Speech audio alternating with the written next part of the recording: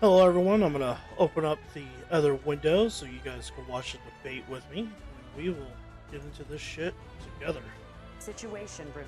Would you support or I'll turn down the oppose game a here in a minute. preemptive strike by Israel on Iran? You have 2 minutes. Well, thank you, and thank you for those joining at home tonight.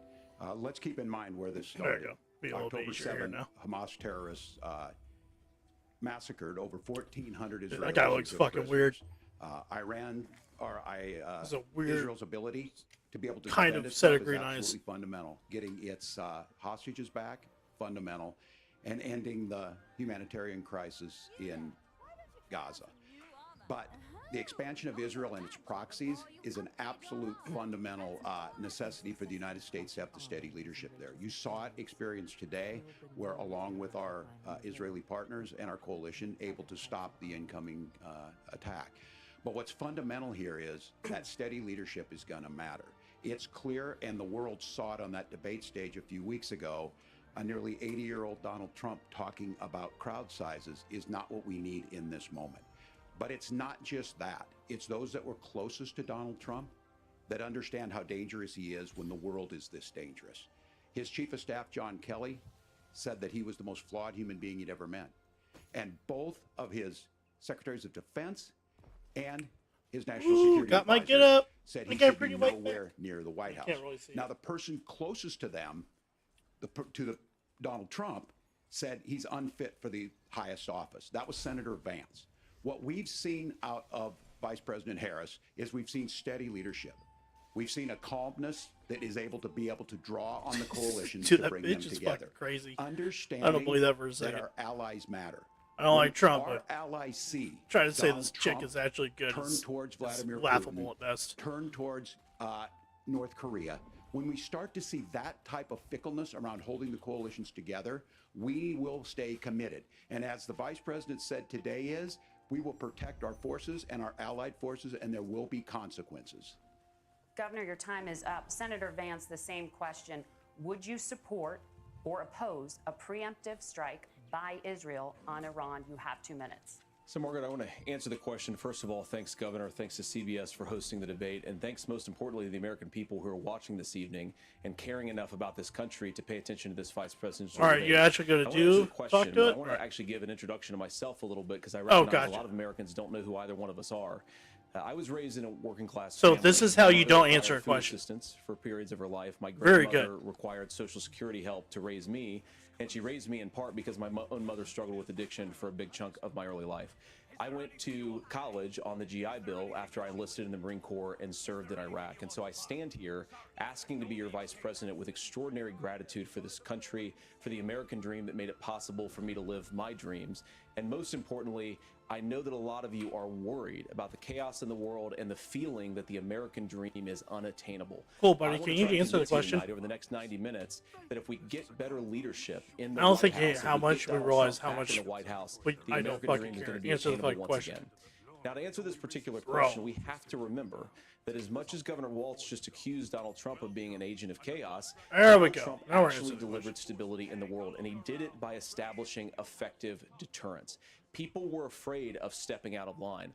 Iran, which launched this attack, has received over $100 billion in unfrozen assets thanks to the Kamala Harris administration. What do they use that money for? They use it to buy weapons that they're now launching against our allies, and God forbid, potentially launching against the United States as well.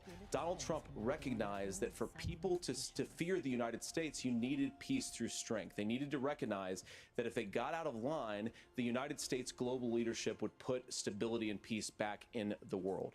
Now, you asked about a preemptive strike, Margaret, and I want to answer the question. Look, it is up to Israel what they think they need to do to keep their country safe, and we should support our allies wherever they are when they're fighting the bad guys. I think that's the right approach to take with the Israel question.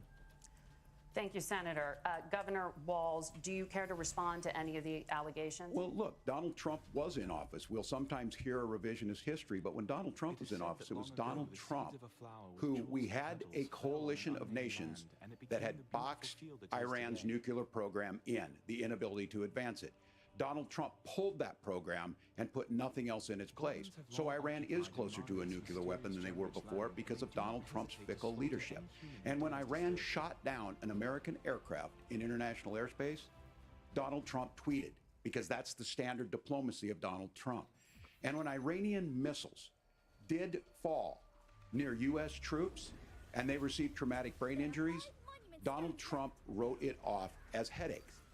Look, our allies understand that Donald Trump is fickle. He will go to whoever has the most flattery or where it makes sense to him.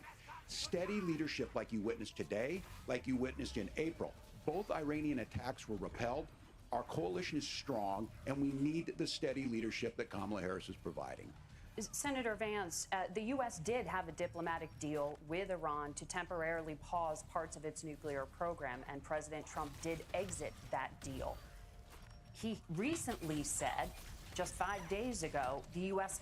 must now make a diplomatic deal with Iran because the consequences are impossible.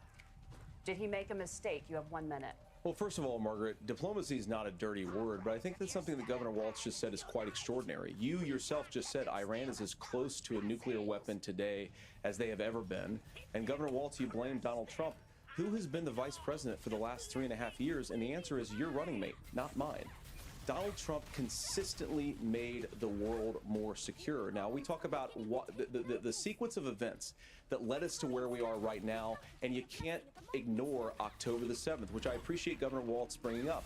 But when did Iran and Hamas and their proxies attack Israel? It was during the administration of Kamala Harris. So Governor Walz can criticize Donald Trump's tweets, but effective, smart diplomacy and peace through strength is how you bring stability back to a very broken world. Donald Trump has already done it once before. Ask yourself at home, when was the last time, I'm 40 years old, when was the last time that an American president didn't have a major conflict break out? The only answer is during the 4 years that Donald Trump was president. Gentlemen, we have a lot to get to. Nora? Margaret, thank you.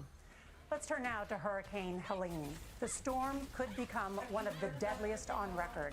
More than 160 people are dead and hundreds more are missing.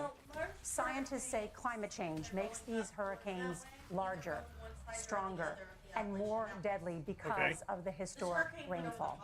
Senator Vance, according to CBS News polling, 7 in 10 Americans and more than 60% of Republicans under the age of 45 favor the U.S. taking steps to try and reduce climate change. Senator, what responsibility would the Trump administration have to try and reduce the impact of climate change? I'll give you 2 minutes. Sure. So first of all, let's start with the hurricane, because it's an unbelievable, unspeakable human tragedy. I just saw today actually a photograph of 2 grandparents on a roof with a 6-year-old child, and it was the last photograph ever taken of them because the roof collapsed and those innocent people lost their lives. And I'm sure Governor Walz joins me in saying our hearts go out to those innocent people, our prayers go out to them, and we want as robust and aggressive as a federal response as we can get to save as many lives as possible, and then, of course, afterwards, to help the people in those communities rebuild. I mean, these are communities that I love. Some of them I know very personally in Appalachia, all across the Southeast. They need their government to do their job, and I commit that when Donald Trump is president again, the government will put the citizens of this country first when they suffer from a disaster. Now, Nora, you asked about climate change. I think this is a very important issue. Look, a lot of people are justifiably worried about all these crazy weather patterns. I think it's important for us, first of all, to say Donald Trump and I support clean air, clean water. We want the environment to be cleaner and safer. But one of the things that I've noticed some of our Democratic friends talking a lot about is a concern about carbon emissions, this idea that carbon emissions drives all of the climate change. Well, let's just say that's true, just for the sake of argument, so we're not arguing about weird science. Let's just say that's true. Well, if you believe that, what would you want to do? The answer is that you'd want to reshore as much American manufacturing as possible, and you'd want to produce as much energy as possible in the United States of America, because we're the cleanest economy in the entire world. What have Kamala Harris's policies actually led to? More energy production in China, more manufacturing overseas, more doing business in some of the dirtiest parts of the entire world. And when I say that, I mean the amount of carbon emissions they're doing per unit of economic output. So if we actually care about getting cleaner air and cleaner water, the best thing to do is to double down and invest in American workers and the American people. And unfortunately, Kamala Harris has done exactly the opposite. Governor Walz, you have 2 minutes to respond. Well, we got close to an agreement because all those things are happening. Look, first of all, it is a horrific tragedy with this hurricane, and my heart goes out to the folks that are down there in contact with the governors. I serve as co-chair of the Council of Governors, as we work together on these emergency managements. Governors know no partisanship. They work together. So all of the governors and the emergency responders are on the ground. Those happen on the front end. The federal government comes in, makes sure they're there to that we recover, but we're still in that phase where we need to make sure that they're staying there, staying focused.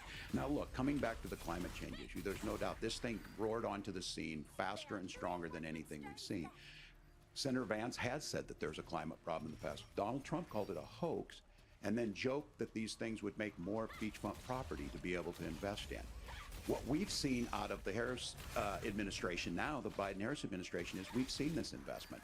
We've seen massive investments, the biggest in global history that we've seen in the Inflation Reduction Act, has created jobs all across the country. 2000 in Jeffersonville, Ohio. It automatically picks it up off the ground. Technology that we invented. Your helper picks everything up off the ground. 200,000 jobs across the country. The largest solar manufacturing plant in North America sits in Minnesota. But my farmers know climate change is real. They've seen 500-year droughts. Nope. 500-year floods. You will have to pick up like some herbs and stuff, like a tree or something, but it'll be on your mini map, and it'll be obvious. Like, oh, I can pick this up off the ground. More natural gas and more oil at any time than we ever have. We're also producing more clean energy. So the solution for us is to continue to move forward. That climate change is real. Reducing our impact is absolutely critical, but this is not a false choice. You can do that at the same time you're creating the jobs that we're seeing all across the country. That's exactly what this administration has done. Yeah. We are seeing us become... Yeah, I'll collect it. Once you're killing the things that have it, I'll just give it to you. And that's what I was worrying about that too until I saw things just going into my inventory. I'm like, how oh. do we mitigate these disasters? Thank you. Senator, I want to give you an opportunity to respond there. The governor mentioned This that is just so President fucking Trump has hectic called right now. climate change a hoax. Do you agree? Well, look, what the president has said is that if the Democrats, in particular Kamala Harris and her leadership, if they really believe that climate change is serious, what they would be doing is more manufacturing and more energy production in the United States of America, and that's not what they're doing. So clearly, Kamala Harris herself doesn't believe her own rhetoric on this. If she did, she would actually agree with Donald Trump's energy policies. Now, something Governor Walz said I think is important to touch upon, because when we talk about clean energy, I think that's a slogan that often the Democrats will use here. And I'm talking, of course, about the Democratic leadership. And the real issue is that if you're spending hundreds of millions or even billions of dollars of American taxpayer money on solar panels that are made in China, number one, you're going to make the economy dirtier. We should be making more of those solar panels here in the United States of America. Some of them are, Tim, but a lot of them are being made overseas in China, especially the components that go into those solar panels. So if you really want to make the environment cleaner, you've got to invest in more energy production. We haven't built a nuclear facility, I think, one in the past 40 years. Natural gas, we got to invest more in it. Kamala Harris has done the opposite. That's raised energy prices and also meant that we're doing Senator, worse by the climate. your time is up. Governor, would you like to respond? Well, look, we're producing more natural gas than we ever have. There's no moratorium on that. We're producing more oil. But the folks know, and like I said again, these are not liberal folks. These are not folks that are Green New Deal folks. These are farmers that have been drought one year, massive flooding the next year. They understand that it makes sense. Look, our number one export cannot be topsoil from erosion from these massive storms. We saw it in Minnesota this summer. And thinking about how do we respond to that, we're thinking ahead on this. And what Kamala Harris has been able to do in Minnesota, we're starting to weatherproof some of these things. The infrastructure law that was passed allows us to think about mitigation in the future. How do we make sure that we're protecting by burying our power lines? How do we make sure that we're protecting lakefronts and things that we're seeing more and more of? But to call it a hoax and to take the oil company executives to Mar-a-Lago, say, give me money for my campaign and I'll let you do whatever you want. We can be smarter about that, and an all-above energy policy is exactly what she's doing, creating those jobs right here. Governor, your time is up. The overwhelming consensus among scientists is that the Earth's climate is warming at an unprecedented rate. Margaret? Thank you, Nora. We're going to turn now to immigration. The crisis at the U.S.-Mexico border consistently ranks as one of the top issues for American voters. Senator Vance, your campaign is pledging to carry out the largest mass deportation plan in American history and to use the U.S. military to do so. Could you be more specific about exactly how this will work? For example, would you deport parents who have entered the U.S. illegally and separate them from any of their children who were born on U.S. soil? You have 2 minutes. So first of all, Margaret, before we talk about deportations, we have to stop the bleeding. We have a historic immigration crisis because Kamala Harris started and said that she wanted to undo all of Donald Trump's border policies. 94 executive orders suspending deportations, decriminalizing illegal aliens, massively increasing the asylum fraud that exists in our system. That has opened the floodgates. And what it's meant is that a lot of fentanyl is coming into our country. I had a mother who struggled with opioid addiction and has gotten clean. I don't want people who are struggling with addiction to be deprived of their second chance because Kamala Harris let in fentanyl into our communities at record levels. So you've got to stop the bleeding. You've got to re-implement Donald Trump's border policies, build the wall, re-implement deportations. And that gets me to your point, Margaret, about what do we actually do? So we've got 25 million illegal aliens who are here in the country. What do we do with them? I think the first thing that we do is we start with the criminal migrants. About 1 million of those people have committed some form of crime in addition to crossing the border illegally. I think you start with deportations on those folks. And then I think you make it harder for illegal aliens to undercut the wages of American workers. A lot of people will go home if they can't work for less than minimum wage in our own country. And by the way, that'll be really good for our workers who just want to earn a fair wage for doing a good day's work. And the final point, Margaret, is you ask about family separation. Right now in this country, Margaret, we have 320,000 children that the Department of Homeland Security has effectively lost. Some of them have been sex trafficked. Some of them hopefully are at homes with their families. Some of them have been used as drug trafficking mules. The real family separation policy in this country is unfortunately Kamala Harris's wide open southern border. And I'd ask my fellow Americans to remember when she came into office, she said she was going to do this. Real leadership would be saying, you know what, I screwed up. We're going to go back to Donald Trump's border policies. I wish that she would do that. It would be good for all of us. Governor, do you care to respond to any of those specific allegations, including that the vice president is, quote, letting in fentanyl and using kids as drug mules, among other things regarding children? The drug mule is not true, but I will say about this, about the fentanyl, because this is a crisis of this, the opioid crisis. And the good news on this is the last 12 months saw the largest decrease in opioid deaths in our nation's history. 30% decrease in Ohio, but there's still more work to do. But let's go back to this on immigration. Kamala Harris was the Attorney General of the largest state and a border state in California. She's the only person in this It's on decrease because all those people are already dead. Gangs for human trafficking and drug interventions. Hey, if they all die, We all want to decrease solve gets it. smaller. Most of us want to solve this, and that is the United States Congress. That's the Border Patrol agents. That's the Chamber of Commerce. That's most Americans out here. That's why we had the fairest and the toughest fuck bill is this? on immigration that this nation's seen. It was crafted by conservative senator from Oklahoma, James Lankford. I know he's super conservative, but he's a man of principle. So- Wants to get it done. Democrats and Republicans worked on this piece of legislation. The Border Patrol said this is what we need. Cammy liked These John are the Controller. experts. And the Chamber of Commerce and the Wall Street Journal said, pass this thing. Kamala Harris helped get there. 1,500 new border agents. True. I agree with Detection that. for drugs. DOJ money to speed up these the adjudications on this. Just what America wants. But as soon Can I as I was accept getting that? ready to pass and actually tackle this, Can I just accept all Donald these? Trump said no. Told them to vote against it because it gives him a campaign issue. It gives him to, what would Donald Trump talk about if we actually did I some of these accepted things? 4 And they need contracts. to be done by the legislature. You can't. No, just I do can't this accept through the anymore. executive Okay, branch. then I do these So 4 look, we contracts, have I the come back and options I to get do it. this. Okay. Donald Trump had 4 years. Makes sense now. He had 4 years to do this, and he promised you, America, how easy it would be. I'll build you a big, beautiful wall, and Mexico will pay for it. Less than 2% of that wall got built, and Mexico didn't pay a dime.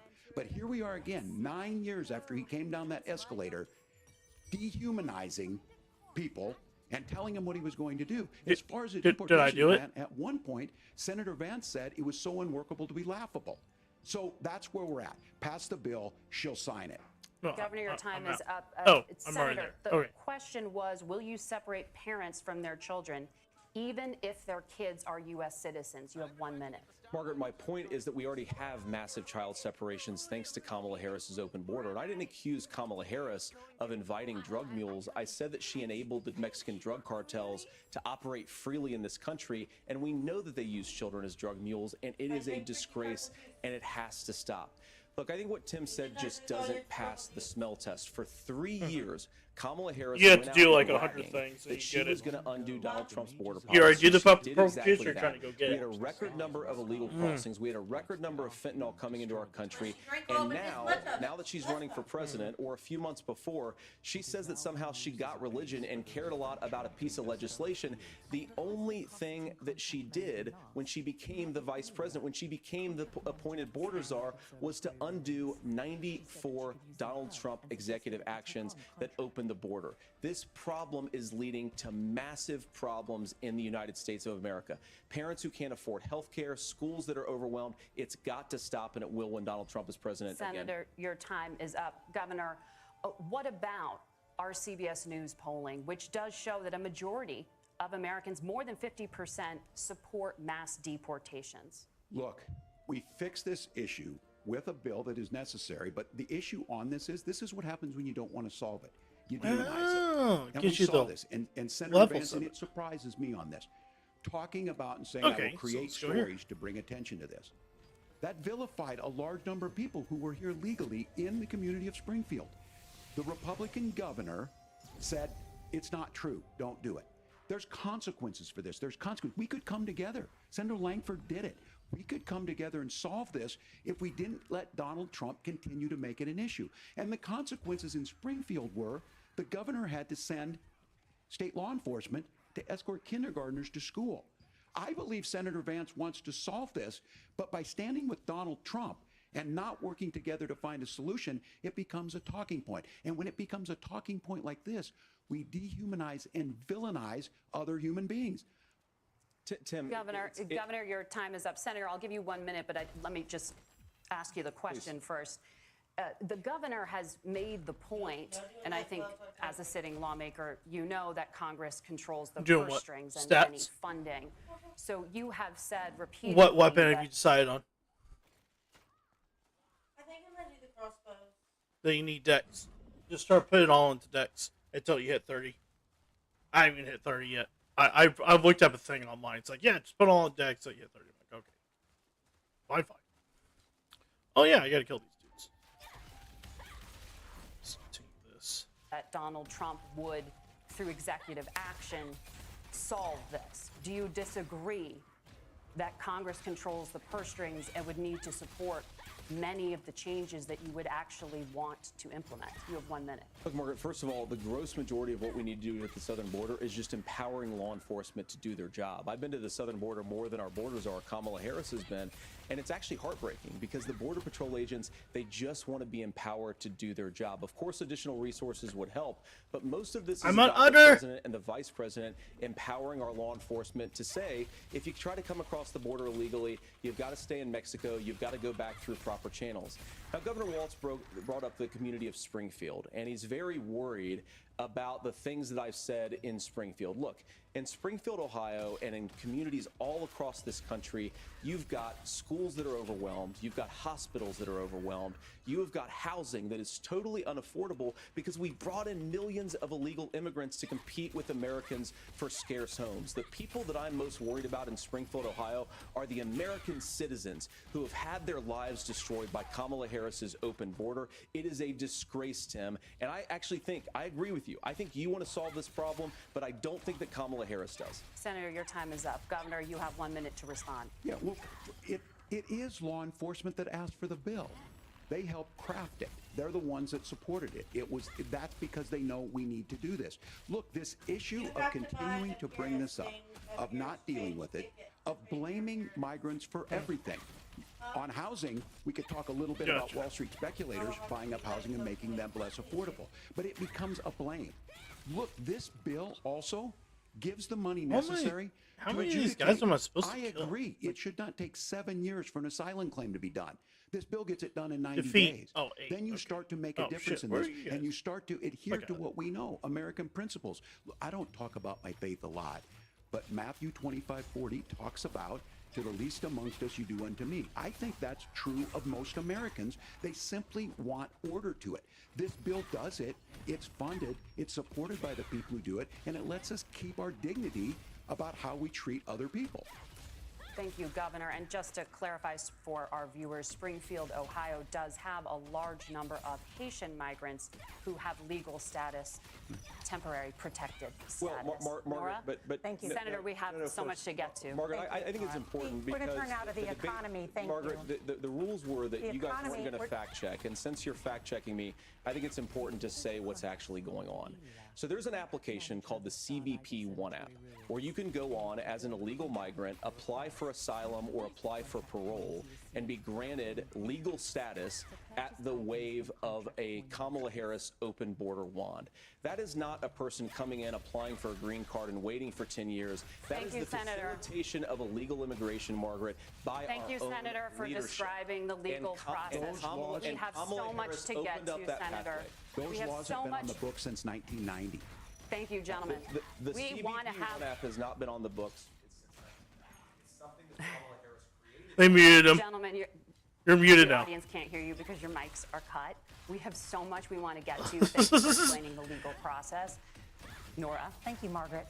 The economy is a top concern for voters. Each of your campaigns has released an economic plan, so let's talk about the specifics. Governor Walz, Vice President Harris unveiled a plan that includes billions in tax credits for manufacturing, housing, and a renewed child tax credit. The Wharton School says your proposals will increase the nation's deficit by $1.2 trillion.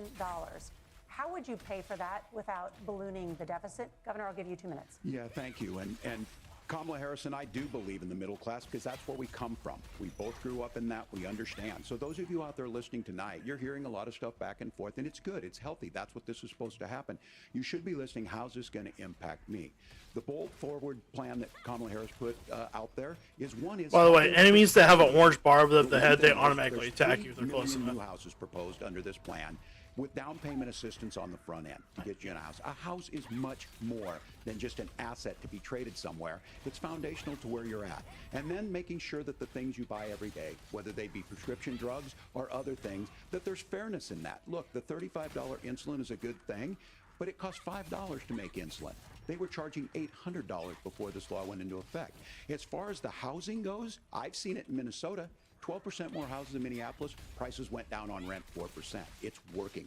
And then making sure tax cuts go to the middle class. $6,000 child tax credit, we have one in Minnesota, reduces childhood poverty by 1/3. We save money in the long run, and we do the right thing for families. And then getting businesses off the ground. The law as it stands right now is $5,000 tax credit for small business, increasing that to $50,000. Now, this is a philosophical difference between us. Donald Trump made a promise, and I'll give you this, he kept it.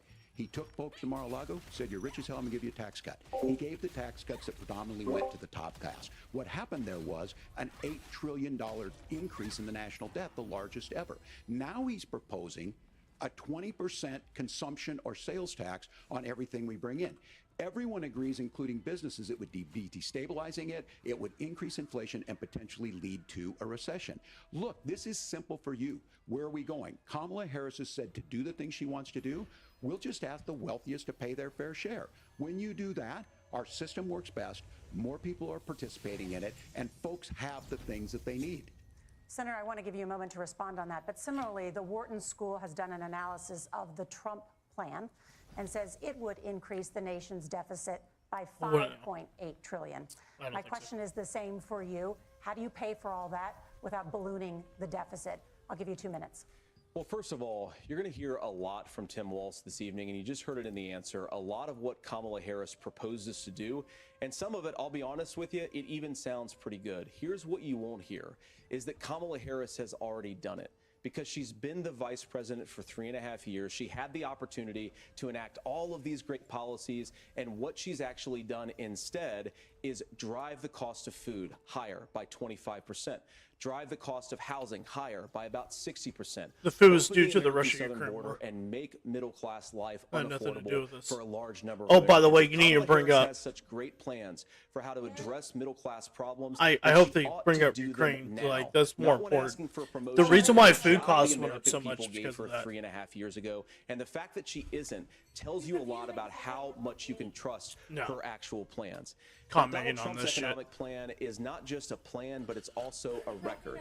A lot of those same I'm economists making a attack video, Donald yes. Trump's plans, and they have PhDs, Yes, but part they of the don't video. have common I'm watching sense, this and they don't have wisdom. reacting to it because Donald Trump's while economic playing the game, policies and they can see it deliver right here. the It'll be right highest here on my screen. take-home pay in a generation in this country, So they can see what I'm watching 1.5% inflation, while I'm and to playing the boot, game and peace also see the security game. all over the world. Kinda like So TikTok when people of say that sorts. Donald Trump's economic plan doesn't make sense, I say look at the record. He delivered rising take-home pay for American workers.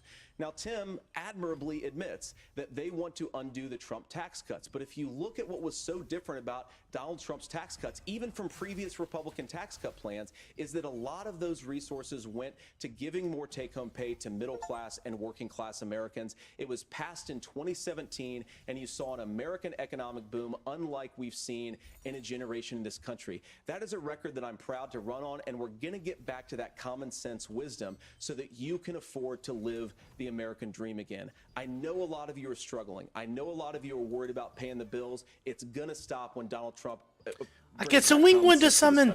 Governor, do you want to respond to that? What has Kamala Harris done for the middle class? Yeah, well, Kamala Harris' Eat her mistake back. one was Donald Trump's failure on COVID that led to the collapse of our economy. We were already before COVID in a Actually, manufacturing recession. to About 10 like million talk about jobs COVID were- real quick, Democrats were a huge problem with COVID, and the biggest problem with that was when President Trump, I had to give this to him, he literally tried to shut down the border completely. Like, nope, no one from China is allowed to come in.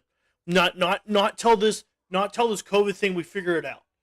And Democrats started calling him xenophobe, and he was a racist, and he's the reason why we should all go out and party in Chinatown. When he was like, hey, let's try to calm down, let's stay inside, let's figure out what the fuck's going on real quick.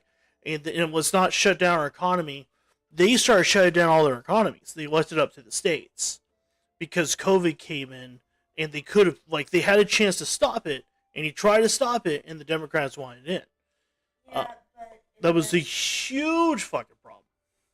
in their defense, they were watching what Italy and other countries did that worked really well. Which it didn't work. It Like- did.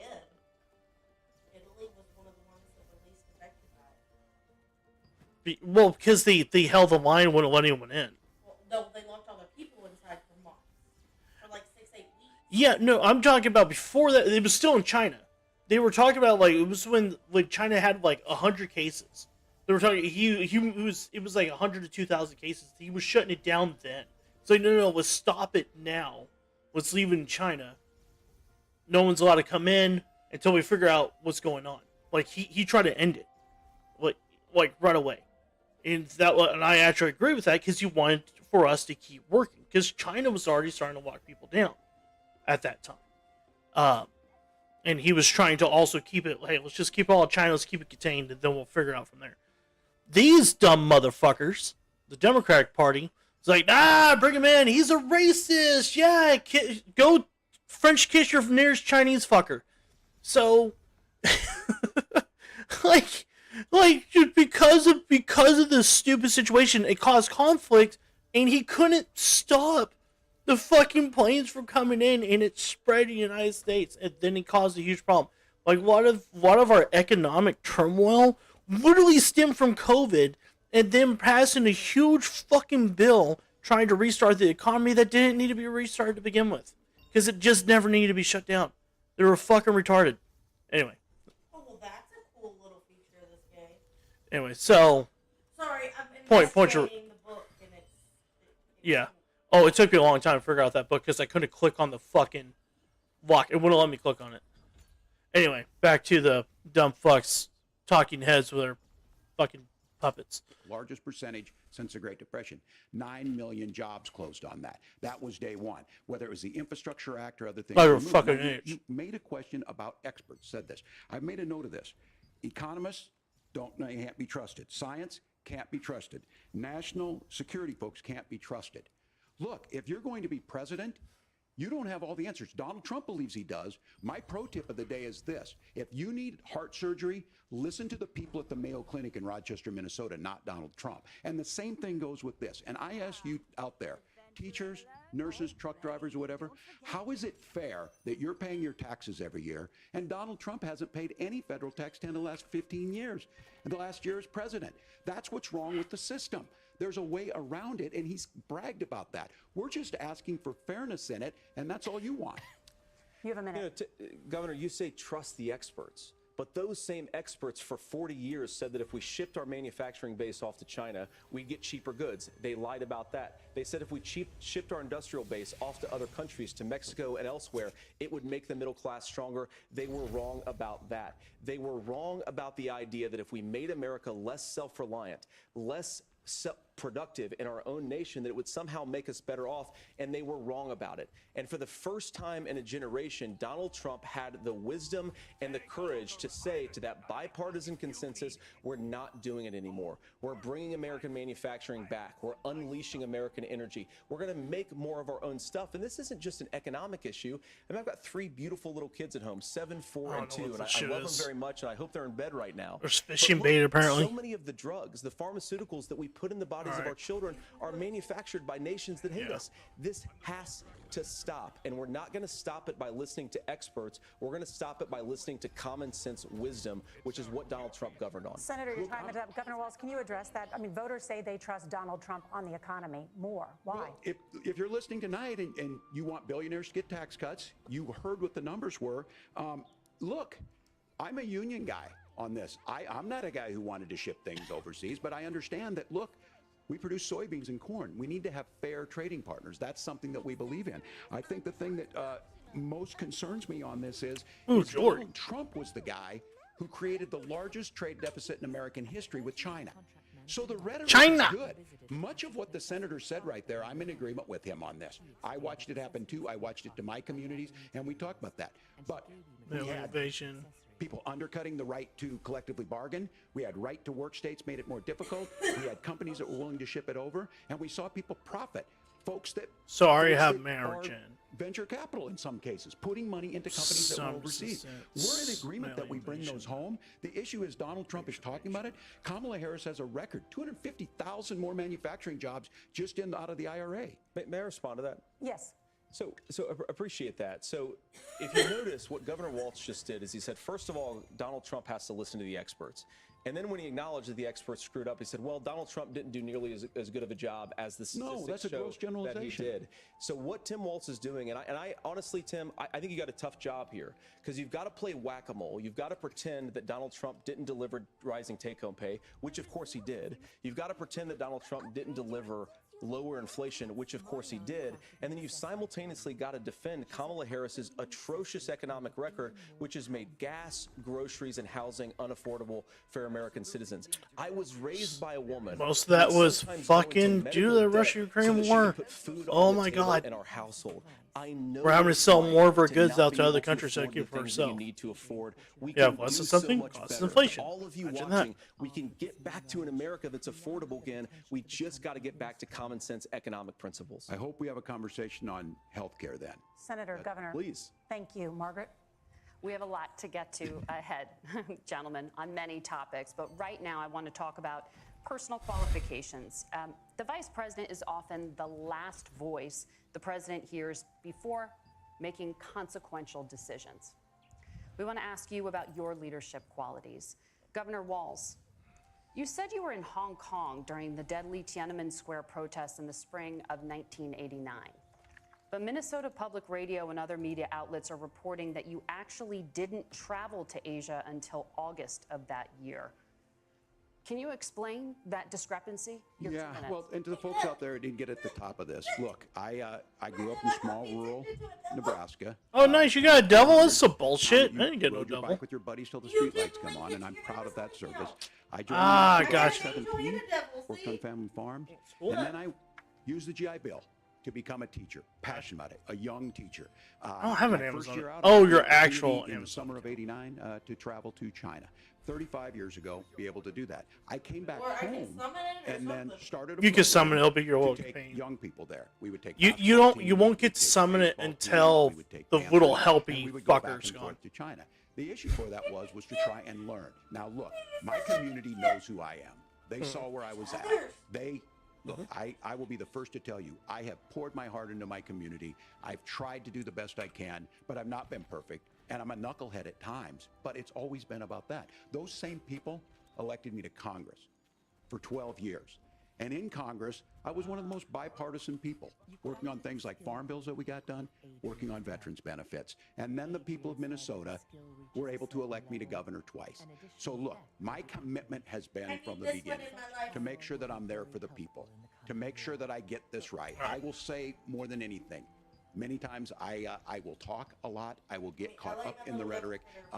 But being there, the impact it made, the difference it made in my life, I learned a lot about China. I hear the critiques of this. I would make the case that Donald Trump should have come on one of those trips with us. I guarantee you he wouldn't be praising Xi Jinping about COVID.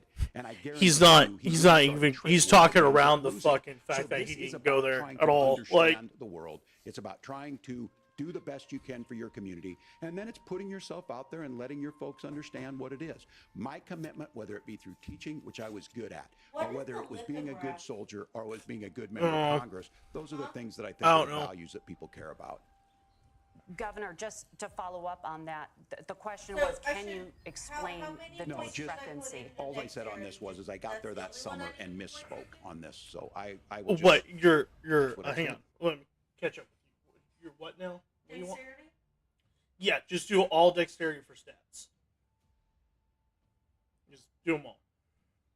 Okay, but I feel like perception could be potentially important. No, you will also do perception.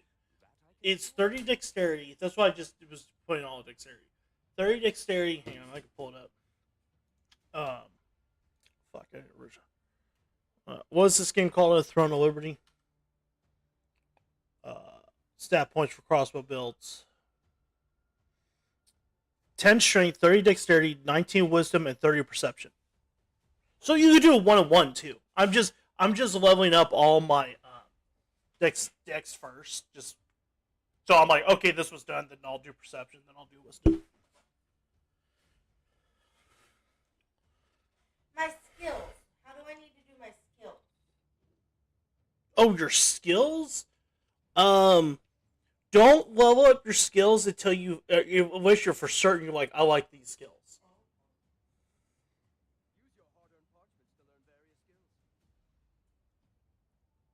And you're saying you're doing crossbow? Yeah. Same what I'm doing.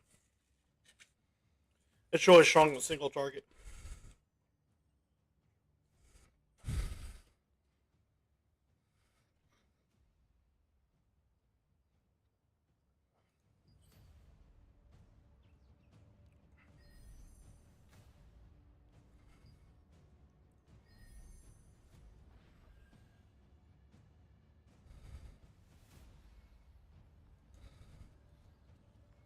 So if I want to do the crossbow, I want to get the Oh, okay. You the get to keep up. Watchkeeper blade crossbow then for my final reward. Yes. So now, like these crossbows right here. Now, if you want to level up your bows, you can, because then there's a transfer thing that you could do. It says I don't have any acceptable things to transfer over because I don't have any other weapons transferred over. But if you want to go from like one bow to another, you could transfer all your stuff over to that other item. Does it matter which hat I pick? Just choose what. I chose a hat with dex on it. And like range endurance or some shit. They don't have those. Range hit, chance, back stamina, or okay. You'll have to learn to craft better armor pieces and improve them to prepare for tougher fights ahead. Okay, now let's level up this armor.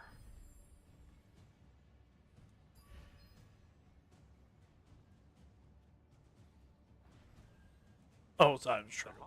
Yeah, I'll just keep it. Fine. It'll be. That I can assure. Is this like the girl you get balloons from in the other game? I don't know. Is it?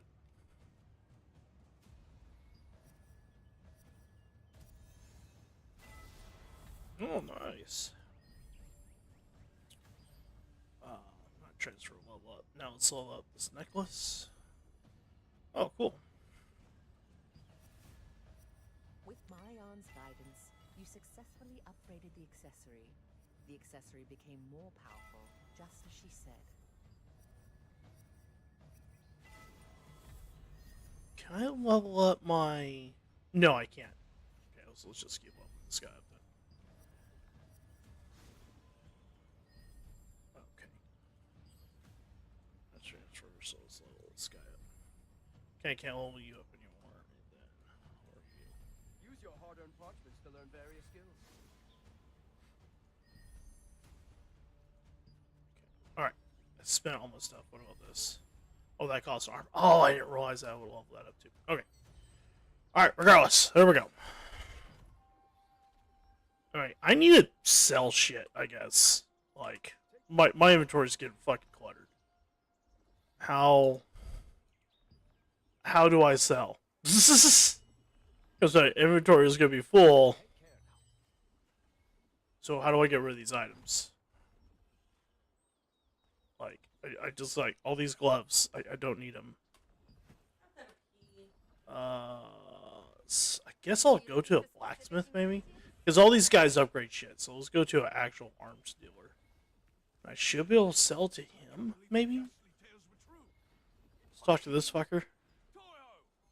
Sell. Yeah, I was right. Okay, and I can only sell him this stuff. So let's get rid of this, this, that.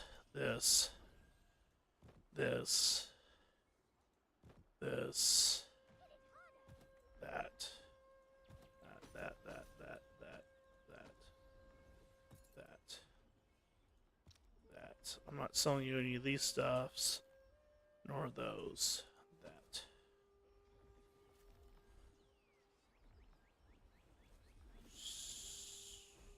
This. Oh. So.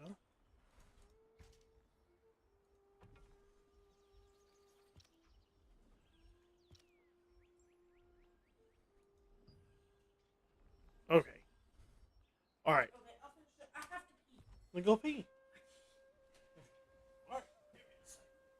Assistance is required. for me to Gotcha, remove the thing of pee. Get up. Have you got a shower already, buddy? Yeah, I saw you clean the clat. Clat? Where? We have a clat? Yep. It's right What the next to hell your is a clut. clat? It's right next to your clut. Is there another word that rhymes with this that we're going to learn? Pretty much. All right. Okay. All right. Back to this shit. So I was in Hong Kong and China during the democracy China. protest went in. And from that, I learned a lot of what needed to be in governance. Thank Sure you, he did. Governor. Senator Vance, in 2016, you called your running mate Donald Trump unfit for the nation's highest office, and you said he could be America's Hitler. I know you've been asked many times, and you've said you regret those comments and explained you then voted for Donald Trump in 2020. But the Washington Post reported new messages last week in which you also disparaged Trump's economic record while he was president, writing to someone in 2020, quote, Trump thoroughly failed to deliver his economic populism. You're now his running mate, and you've shifted many of your policy stances to align with his. If you become vice president, why should Americans trust that you will give Donald Trump the advice he needs to hear and not just the advice he wants to hear? You have 2 minutes. Well, first of all, Margaret, because I've always been open. And sometimes, of course, I've disagreed with the president, but I've also been extremely open about the fact that I was wrong about Donald Trump. I was wrong, first of all, because I believed some of the media stories that turned out to be dishonest fabrications of his record. But most importantly, Donald Trump delivered for the American people. Rising wages, rising take-home pay, an economy that worked for normal Americans, a secure southern border, a lot of things, frankly, that I didn't think he'd be able to deliver on.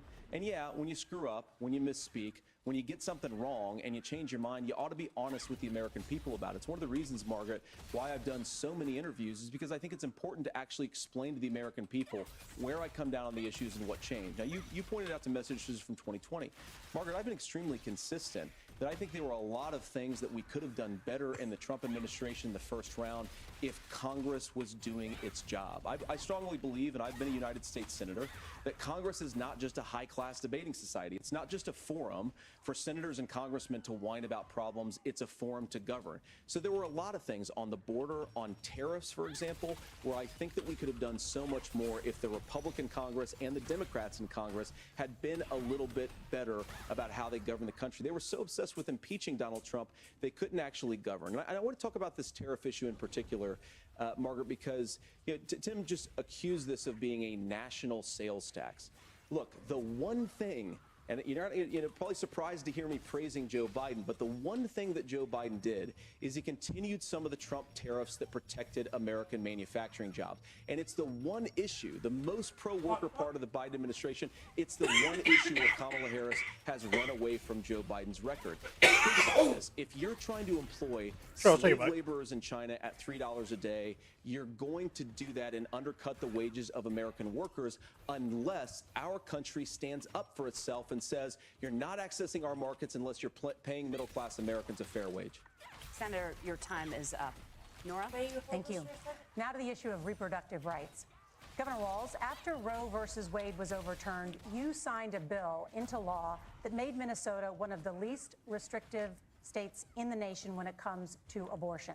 Former President Trump said in the last debate that you believe abortion, quote, in the 9th month is absolutely fine. Yes or no? Is that I heard you say it. I heard you say it. The bill says, but look, That's not what the bill says. What you fucking said. Is what's on everyone's mind. Donald Trump put this all into motion. He brags about how great it was that he put the judges in and overturned Roe versus Wade. 52 years of personal autonomy. And then he tells us, oh, you send it to the states. It's a beautiful thing. Amanda Zaworski would disagree with you on it's a beautiful thing. A young bride in Texas waiting for their child at 18 weeks. She has a complication, a tear in the membrane. She needs to go in. The medical care at that point needs to be decided by the doctor. And that would have been an abortion. But in Texas, that would have put them in legal jeopardy. She went home, got sepsis, nearly dies, and now she may have difficulty having children. Or in Kentucky, Hadley Duvall, a 12-year-old child raped and impregnated by her stepfather. Those are horrific. Now, when God asked about that, Senator Vance said 2 wrongs don't make a right. There is no right in this. So in Minnesota, what we did was restore Roe versus Wade. We made sure that we put women in charge of their health care. But look, this is not where, if you don't know Amanda or a Hadley, their Project 2025 is going to have a registry of pregnancies. It's going to make it more difficult, if not impossible, to get contraception and limit access, if not... Good night, buddy. Love you, man. ...access to infertility Sleep well. treatments. For so many of you out there listening, me included, infertility treatments are why I have a child. That's nobody else's business, but those things are being proposed. And the catch-all on this is, well, the states will decide what's right for Texas might not be right for Washington. That's how this works. This is basic human right. We have seen maternal mortality skyrocket in Texas, outpacing many other countries in the world. This is about health care. In Minnesota, we are ranked first in health care for a reason. We trust women, we trust doctors. Senator, do you want to respond to the governor's claim? Will you create a federal pregnancy monitoring agency? No, Nora, certainly we won't. And I want to talk about this issue because I know a lot of Americans care about it, and I know a lot of Americans don't agree with everything that I've ever said on this topic. And, you know, I grew up in a working class family in a neighborhood where I knew a lot of young women who had unplanned pregnancies and decided to terminate those pregnancies because they feel like they didn't have any other options. And, you know, one of them is actually very dear to me. And I know she's watching tonight, and I love you. And she told me something a couple years ago that she felt like if she hadn't had that abortion, that it would have destroyed her life because she was in an abusive relationship. And I think that what I take from that as a Republican who proudly wants to protect innocent life in this country, who proudly wants to protect the vulnerable, is that my party, we've got to do so much better of a job at earning the American people's trust back on this issue where they frankly just don't trust us. And I think that's one of the things that Donald Trump and I are endeavoring to do. I want us as a Republican Party to be pro-family in the fullest sense of the word. I want us to support fertility treatments. I want us to make it easier for moms to afford to have babies. I want it to make it easier for young families to afford a home so they can afford a place to raise that family. And I think there's so much that we can do on the public policy front just to give women more options. Now, of course, Donald Trump has been very clear that on the abortion policy specifically, that we have a big country and it's diverse. And California has a different viewpoint on this than Georgia. Georgia has a different viewpoint from Arizona. And the proper way to handle this, as messy as democracy sometimes is to let voters make these decisions, let the individual states make their abortion policy. And I think that's what makes the most sense in a very big, a very diverse, and let's be honest, sometimes a very, very messy and divided country. Governor, would you like to respond and also answer the question about restrictions? Yeah, well, the question got asked, and Donald Trump made the accusation that wasn't true about Minnesota. Well, let me tell you about this idea that there's diverse states. There's a young woman named Amber Thurman. She happened to be in Georgia, a restrictive state. Because of that, she had to travel a long distance to North Carolina to try and get her care. Amber Thurman died in that journey back and forth. The fact of the matter is, how can we as a nation say that your life and your rights, as basic as the right to control your own body, is determined on geography? There's a very real chance, had Amber Thurman lived in Minnesota, she would be alive today. That's why the restoration of Roe versus Wade. When you listen to Vice President Harris talk about this subject and you hear me talk about it, you hear us talking exactly the same. Donald Trump is trying to figure out how to get the political right of this. I agree with a lot of what Senator Vance said about what's happening. His running mate, though, does not, and that's the problem. Governor, your time is up. Senator, let me ask you about that. He mentioned, was, I think, referring to a national ban. In the past, you have supported a federal ban on abortion after 15 weeks. In fact, you said if someone can't support legislation like that, quote, you are making the United States the most barbaric pro-abortion regime anywhere in the entire world. My question is, why have you changed your position?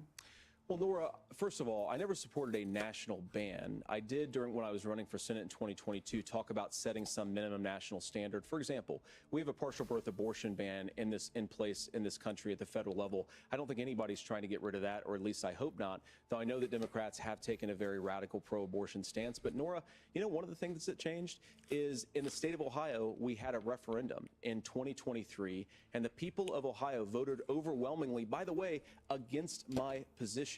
And I think that what I learned from that, Nora, is that we've got to do a better job at winning back people's trust. So many young women would love to have families. So many young women also see an unplanned pregnancy as something that's going to destroy their livelihood, destroy their education, destroy their relationships. And we have got to earn people's trust back. And that's why Donald Trump and I are committed to pursuing pro-family policies, making childcare more accessible, making fertility treatments more accessible, because we've got to do a better job at that. And that's what real leadership is. Governor, your response.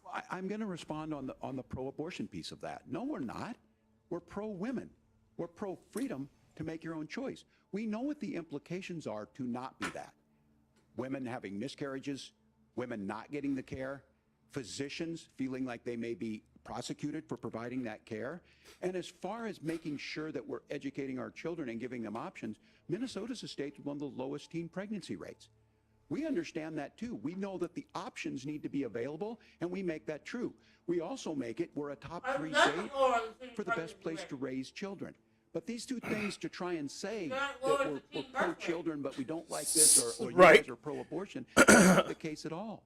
We are pro-freedoms for women to make their choices, and we're going, and Kamala Harris is making the case, to make options for children more affordable, a $6,000 child tax credit, but we're not going to base that on the backs of making someone like Amber Thurman drive 600 miles to try and get health care. Senator. May I respond to that? First of all, Governor, I agree with you. Amber Thurman should still be alive, and there are a lot of people who should still be alive, and I certainly wish that she was. And maybe you're free to disagree with me on this and explain this to me, but as I read the Minnesota law that you signed into law, the statute that you signed into law, it says that a doctor who presides over an abortion where the baby survives, the doctor is under no obligation to provide life-saving care to a baby who survives a botched late-term abortion. That is, I think, whether you're pro-choice or pro-abortion, that is fundamentally barbaric. And that's why I use that word, Nora, is because some of what we've seen, do you want to force Catholic hospitals to perform abortions against their will? Because Kamala Harris has supported suing Catholic nuns to violate their freedom of conscience. We can be a big and diverse country where we respect people's freedom of conscience and make the country more pro-baby and pro-family. But please. Yes, Governor, please respond. Look, this is one where there's always something there. This is a very simple proposition. These are women's decisions to make about their healthcare decisions, and the physicians who know best when they need to do this. Trying to distort the way a law is written to try and make a point, that's not it at all. What was I wrong about, Governor? Please tell me, what was I wrong about? That is not the way the law is written. Look, I've given But this, how? I've given this advice on a lot of things, that getting involved. I'm sure that's they been will. misread. It was fact checked at the last debate. But the point on this is there's a continuation of these guys to try and tell women where to get involved. I use this line on this, just mind your own business. On this, things work best when Roe versus Wade was in place. When we do a restoration of Roe, that works best. That doesn't preclude us Okay. from increasing funding for children. It doesn't increase us from making sure that once that child's born, like in Minnesota, they get meals, they get early childhood education. It's a Korean game. They get health care. So the hiding behind we're going to do all these other things when you're not proposing them in your budget. Kamala Harris is proposing them. She's proposing all those things to make life easier for families. I asked a specific question, Governor. You gave me a slogan as a response. It's not the case. It's not true. That's not what the law says. So they fact-checked it with President Trump. Gentlemen, there's a lot to discuss. We have to move on, and we're going to be right back with much more of the CBS News vice presidential debate in just a moment.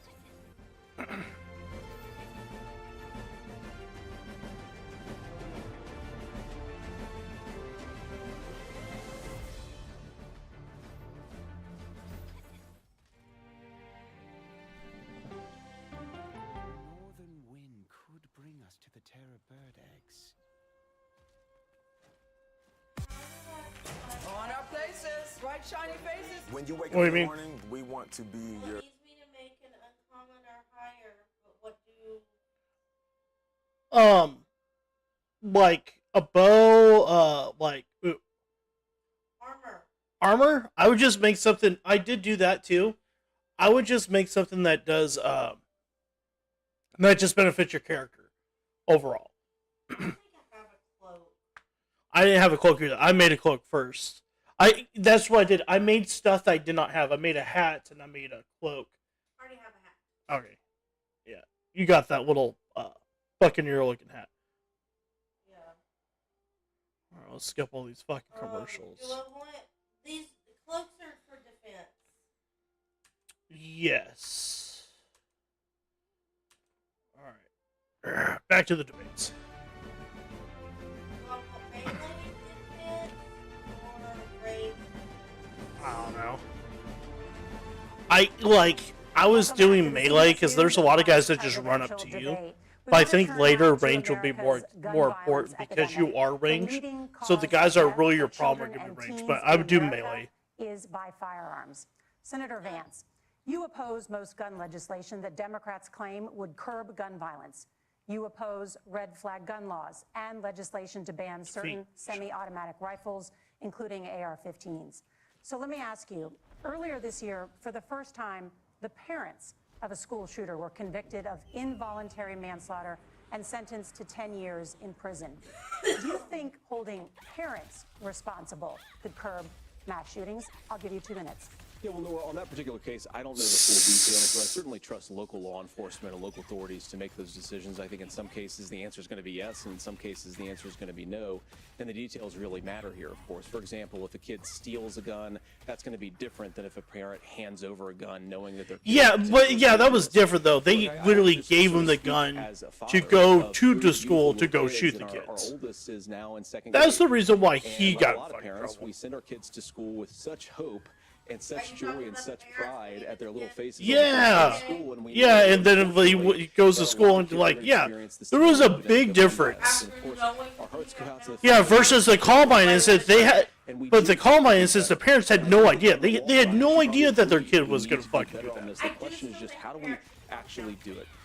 Now here's Why? something that really Like, bothers to me what and worries me degree? about this There's some epidemic of point that violence.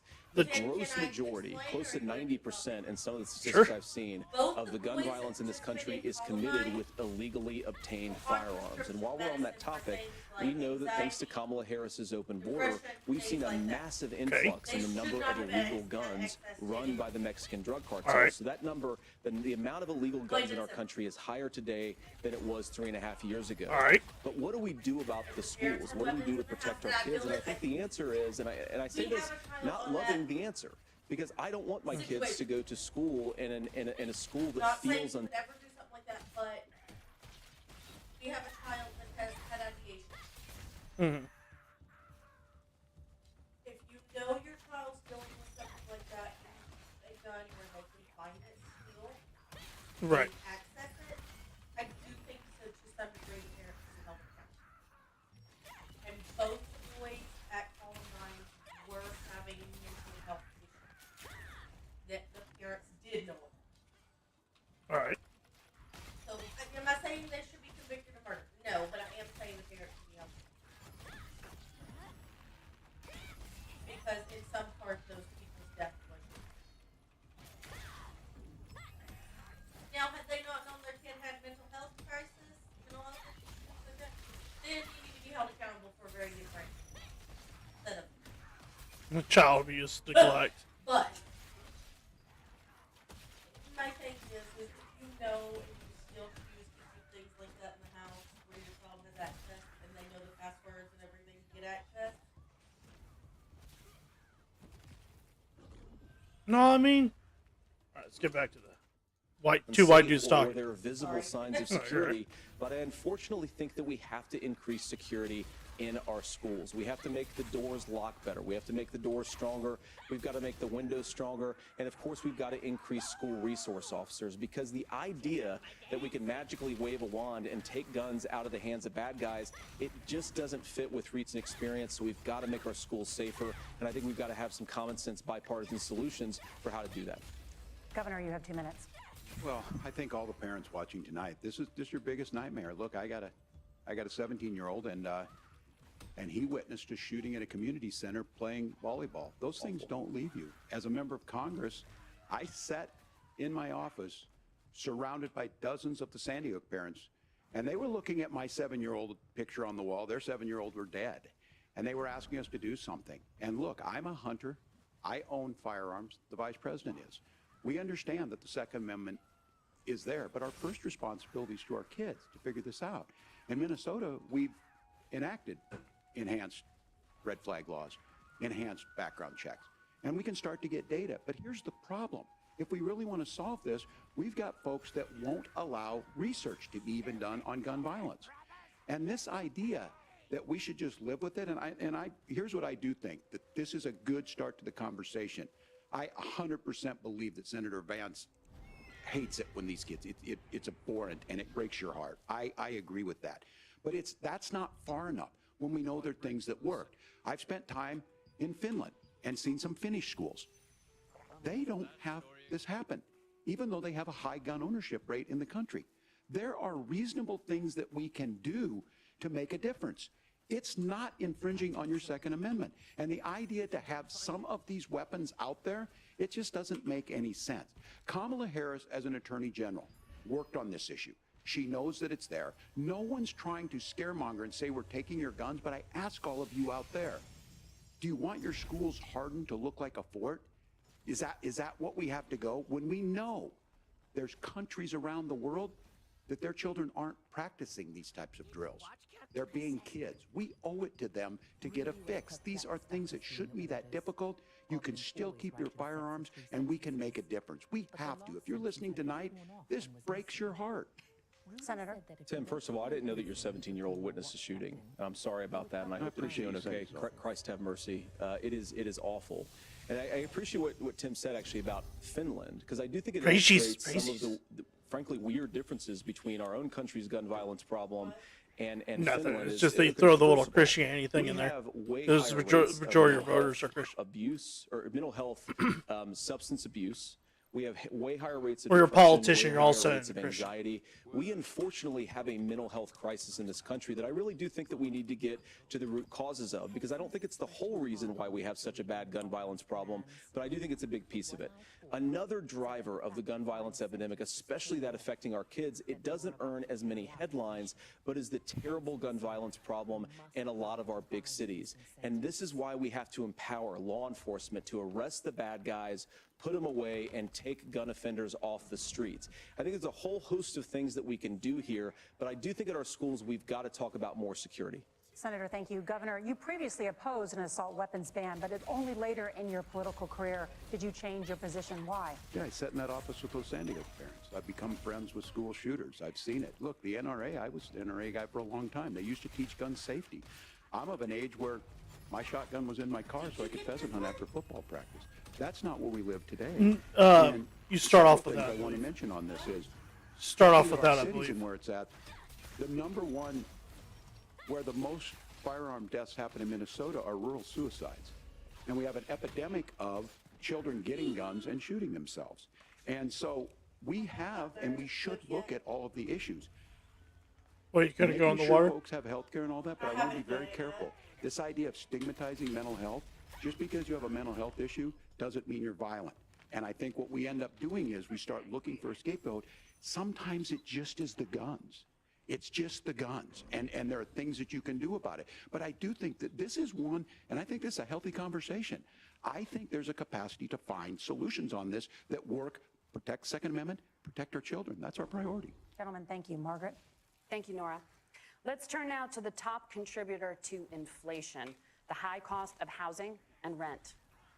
There's a shortage of more than 4 million homes in the United States, and that contributes to the high housing no, yeah. prices. Says I'm in a guild, and I'm The like, Harris I campaign never- promises a $25,000 down payment assistance for first-time home buyers and a $10,000 tax credit. They also promise to build 3 million new homes. Where are you building these homes, and won't handing out that kind of money just drive up prices higher? No, it's not handing out. First, let me say this issue of housing, and I think those of you listening on this, the problem we've had is that we've got a lot of folks that see housing as another commodity. It can be bought up, it can be shifted, it can be moved around. Those are not folks living in those houses. Those of you listening tonight, that house is a big deal. I bought and owned one house in my life. My mom still lives in the house where I was. And when I think of a house, I'm thinking of Christmas services after midnight mass where you go with your family. We need to make it more affordable. And one of the things, as I said, this program that the Vice President is pushing forward and bringing a new way of approaching this is something we're doing in Minnesota from that lead. We in the state invested in making sure our housing was the biggest investment that we'd ever made in housing. It starts to make it easier. We cut some of the red tape. Local folks, look, we can't do it at the federal level, but local folks make it easier to build those homes. let's hear what this goblin has to say.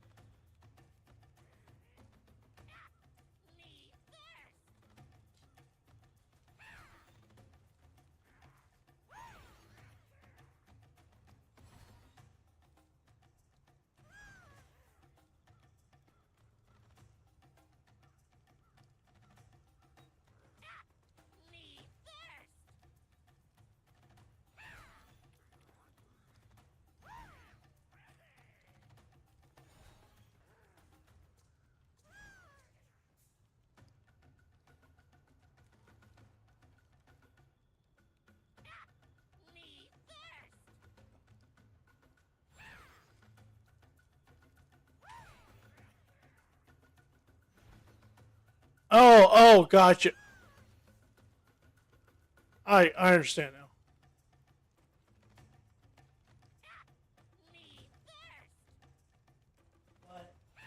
This is a really weird quest I'm doing.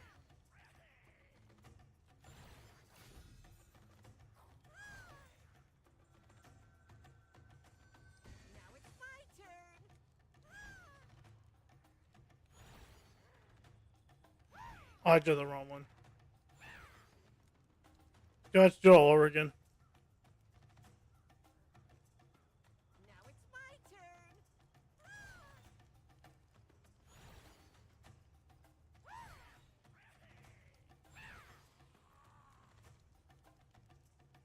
Apparently that wasn't it. Ah, fuck it. Alright.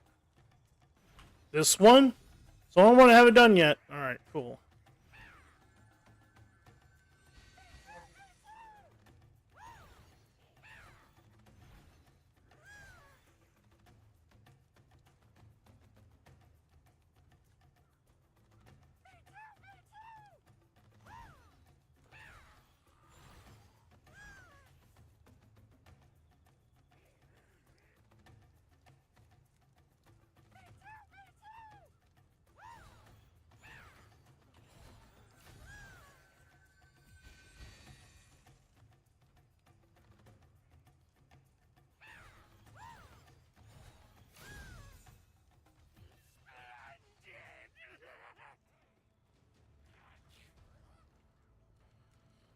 All right, I did the ancient monkey dance.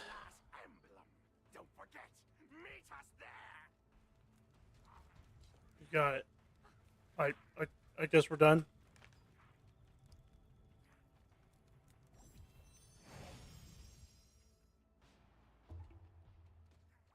All right, well, that was something.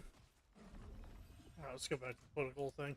Homes. And then that down payment assistance. I can tell all of you out there, one of the, certainly for me, using the GI Bill was one thing, but a veteran's home loan, the big thing about a veteran's home loan is you don't have to pay the down payment.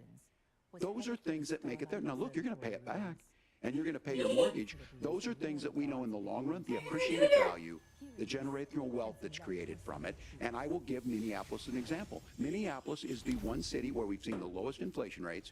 We've seen a 12% increase in stock because we've put some of these things in, and we're implementing a state program to make sure we give some of that down payment assistance. We get it back from people because here's what we know. People with stable housing end up with stable jobs. People with stable housing have their kids able to get to school. All of those things in the long run end up saving our money. And that's the thing that I think we should be able to find some common ground in, but we can't blame Kill them all. Immigrants for the only reason. That's not the case that's happening in many cities. The fact of the matter is that we don't have enough naturally affordable housing, but we can make sure that the government's there to help kickstart it, create that base. Governor, your time is up. Senator Vance, as far as your campaign's position, the promise is to seize federal lands to build homes, remove regulation, provide tax breaks, and cut back on immigration, which you say pushes up prices. Where are you going to build all the new homes you're promising, and what part of any of this plan will provide immediate relief? You have 2 minutes. Well, first of all, Tim just said something that I agree with. We don't want to blame immigrants for higher housing prices, but we do want to blame Kamala Harris for letting in millions into this country, which does drive up costs, Tim. Bro, I was like shocked. Illegal aliens competing with Americans for scarce homes is one of the most significant drivers of home prices in the country. It's why we have massive increases in home prices that have happened right alongside massive increases in illegal alien populations under Kamala Harris's leadership. Now, Tim just mentioned a bunch of ideas.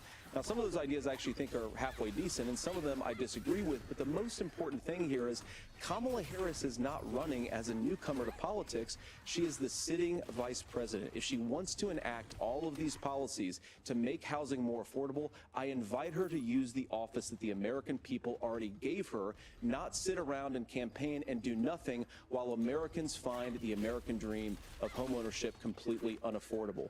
Now, you asked, Margaret, what would immediately change the equation for American citizens? If you lower energy prices, as Donald Trump says, drill, baby, drill. One of the biggest drivers of housing costs, aside from illegal immigration, is, think about it. If a truck driver's paying 40% more for diesel, then the lumber he's delivering to the job site to build a house is also going to become a lot more expensive. If we open up American energy, you will get immediate pricing relief for American citizens, not, by the way, just in housing, but in a whole host of other economic goods, too. Senator Vance, you still have 23 seconds there. Do you want to answer? Can I have it? Where, Governor, we will get to you in a moment. But, Senator, where are you going to seize the federal lands? Can you clarify? Well, what Donald Trump has said is we have a lot of federal lands that aren't being used for anything. They're not being used for a national park. They're not being used, and they could be places where we build a lot of housing. And I do think that we should be opening up building in this country. We have a lot of land that could be used. We have a lot of Americans that need homes. We should be kicking out illegal immigrants who are competing for those homes, and we should be building more homes for the American citizens who deserve to be here. Senator, your time is up. Governor, I do want to let you respond to the allegation that the vice president is letting in Well, of course that's not true. And again, you have the facts. I guess we agreed not to fact check. I'll check it. But look, crossings are down compared to when Donald Trump left office. But it's, again, blaming and not trying to find a solution. I was going to ask, though, on this question, are we going to drill and build houses in the same federal land? And I think when people hear federal lands, these are really important pieces of land. Now, Minnesota doesn't have a lot of federal lands. I know in the western part of the countries we do. There's not a lot of federal lands in and around Minneapolis, for example. So the issue is I don't understand the federal lands issue unless we see this, and I worry about this as someone who cares deeply about our national parks and our federal lands. Look, Minnesota, we protect these things. We've got about 20% of the world's fresh water. These lands protect. They're there for a reason. They belong to all of us. But again, this is when you view housing and you view these things as commodities. Like, there's a chance to make money here. Let's take this federal land and let's sell it to people for that. I think there's better ways to do this. We've seen it in Minnesota. We're able to refurbish some of these houses. We're able to make some investments. That gets people in. And I'm still on the fact on this. Economists, Senator Vance, you said you don't like the economists. Which economists are saying that it is immigrants that's adding to the cost? Governor, Where's your the study?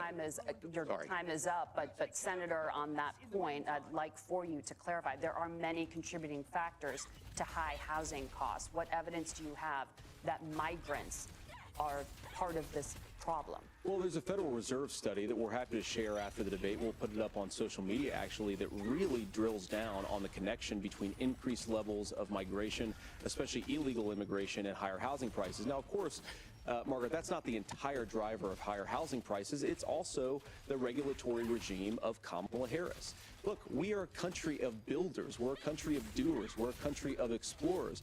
But we increasingly have a federal administration that makes it harder to develop our resources, makes it harder to build things, and wants to throw people in jail for not doing everything exactly as Kamala Harris says they have to do. And what that means is that you have a lot of people who would love to build homes who aren't able to build homes. I actually agree with Tim Walz. We should get out of this idea of housing as a commodity.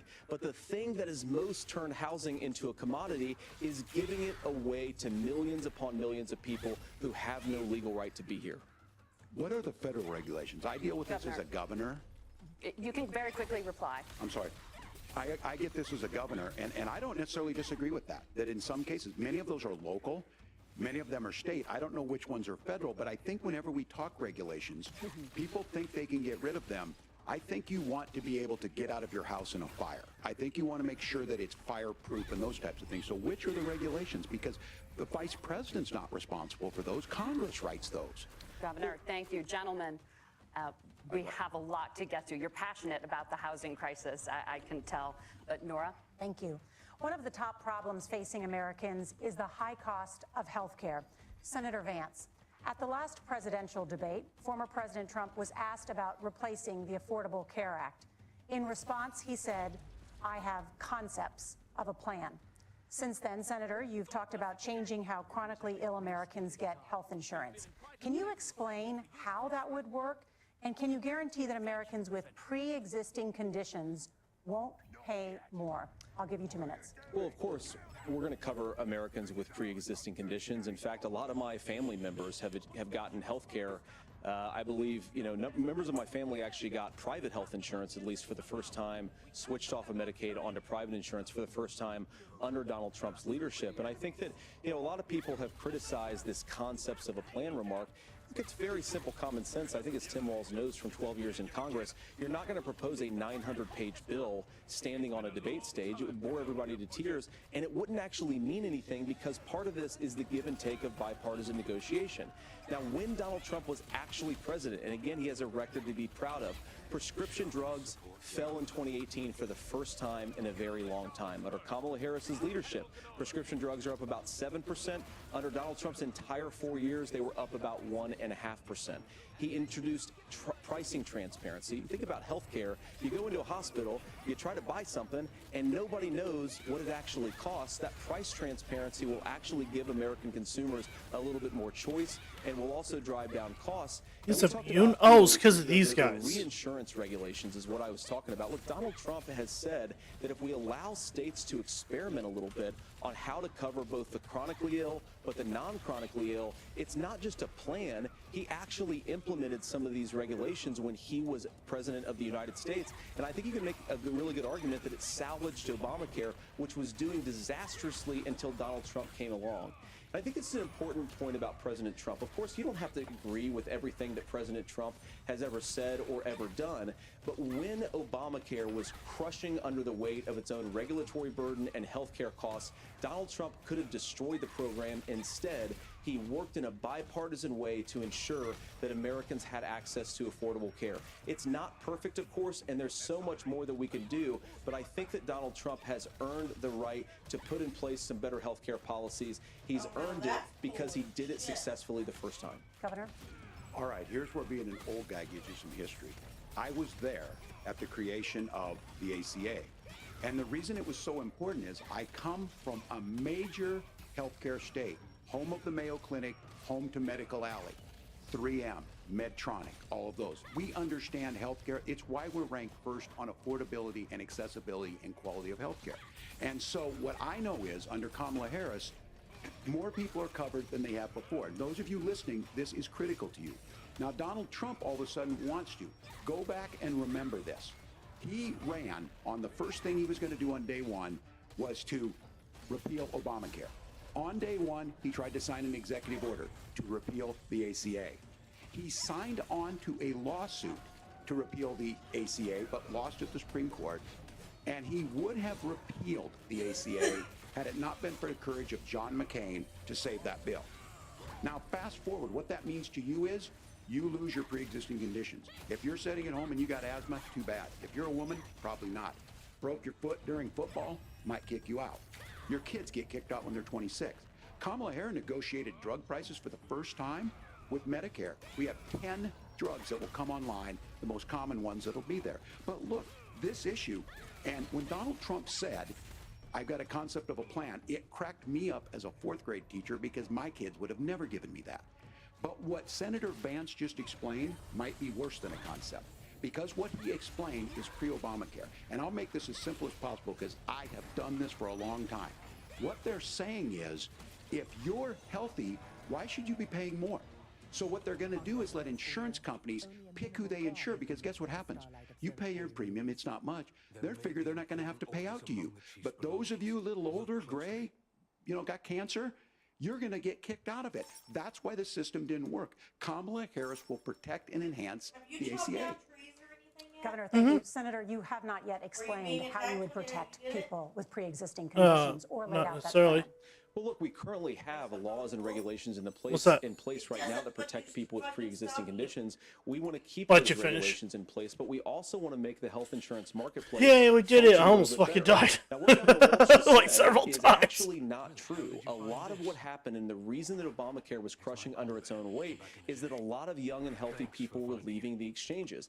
Donald Trump Thanks for my addressed headband, that bro. problem, and he did so in a way that preserved people's access to coverage who had pre-existing conditions. But again, something that these guys do is they make a lot of claims about if Donald I Trump did all this becomes war for a president, hat. all of these terrible consequences And not are a- gonna like- ensue. like a But fucking, in like- reality, Donald Trump was president. And Shut the fuck up, JD Vance. Not just like any hat, like one of the hats that you're at, like, a dealer like at a blackjack table has like that green fucking hat. It looks like that, but it's red. It wraps around the head and everything. It's like fucking stupid. Like, Do you happen to know anyone named Jan who, me? I didn't know I was getting a hat. It was a surprise. Yeah, he raised me. Ah, I see. Jan is my friend who used to travel around Silesia. Oh, I can't. Skip. If it weren't for that insidious... I just don't care. I found a big bad wolf. Just don't fucking care. Alright. Jeremy? You found a big bad fucking wolf. Alright. Okay, let's listen. It's talking head. Inflation was low, take-home pay was higher, and he saved the very program from a Democratic administration that was collapsing and would have collapsed absent his leadership. He did his job, which is govern in a bipartisan way and get results, not just complain about problems, but actually solve them. Governor, did enrollment under the Affordable Care Act go up under the Trump administration? It's higher now that we've seen it go up. Look, people are using it. The system works.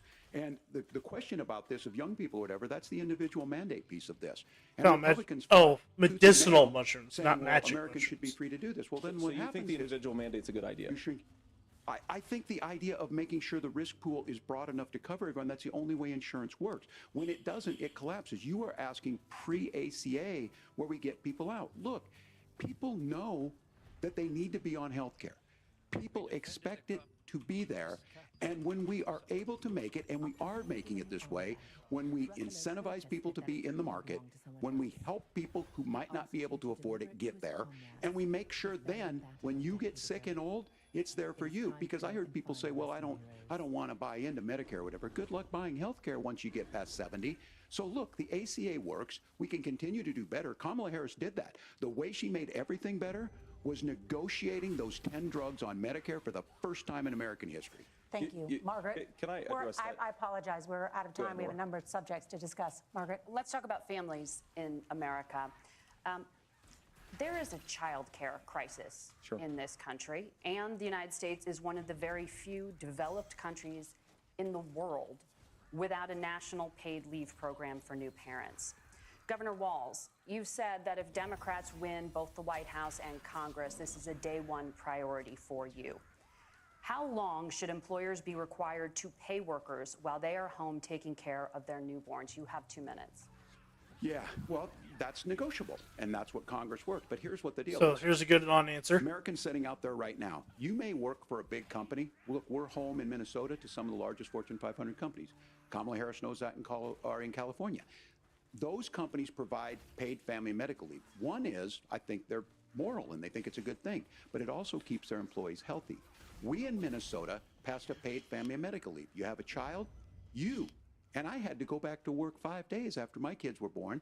This allows you to stay home a certain amount of time. What we know is that gets the child off to a better start, the family works better, they stay in their employment. I got 3 we get more weeks, but that consistency was in because I So stacked all Kamala my Harris made it a PTO. priority. We implemented it in Minnesota, and we see growth. That's how you Okay, become push your human on your vagina. a pro-business state. But the negotiations on it, and here's the issue. Those big companies are able to offer it. Those of you out there who don't have it, just imagine what happens if you get cancer or your child gets sick. We know what happens. You end up staying home. In some cases, that means no paycheck because you've got no protection on that. This Let's is see the what the case. hell this guy's saying. Craftsmen in the employ of the I can't fucking hear it. secretly visited Ah, the shit. Star Oh, well. and Cicero's, Fuck it, I completed an adventure. performed their duty until the very Some end. story that was economy happening. that I couldn't Donald hear Trump it. has set I tried to like for the turn it wealthiest up, and I amongst couldn't. us. He's willing to give those tax breaks to the wealthiest. He's willing to say, bust those unions up, do whatever. What we're saying is the economy works best when it works for all of us. And so a paid family medical leave program, and I will tell you, go did you to accidentally the leave your families or go to the shit up businesses there? and ask them. Guess As so. far as Let's- childcare on this, you have to take it at both the supply and the demand side. You can't expect the most important people in our lives to take either our children or our parents to get paid the least amount of money. And we have to make it easier for folks to be able to get into that business and then to make sure that folks are able to pay for that. We were able to do it in Minnesota, and I'm still telling you this.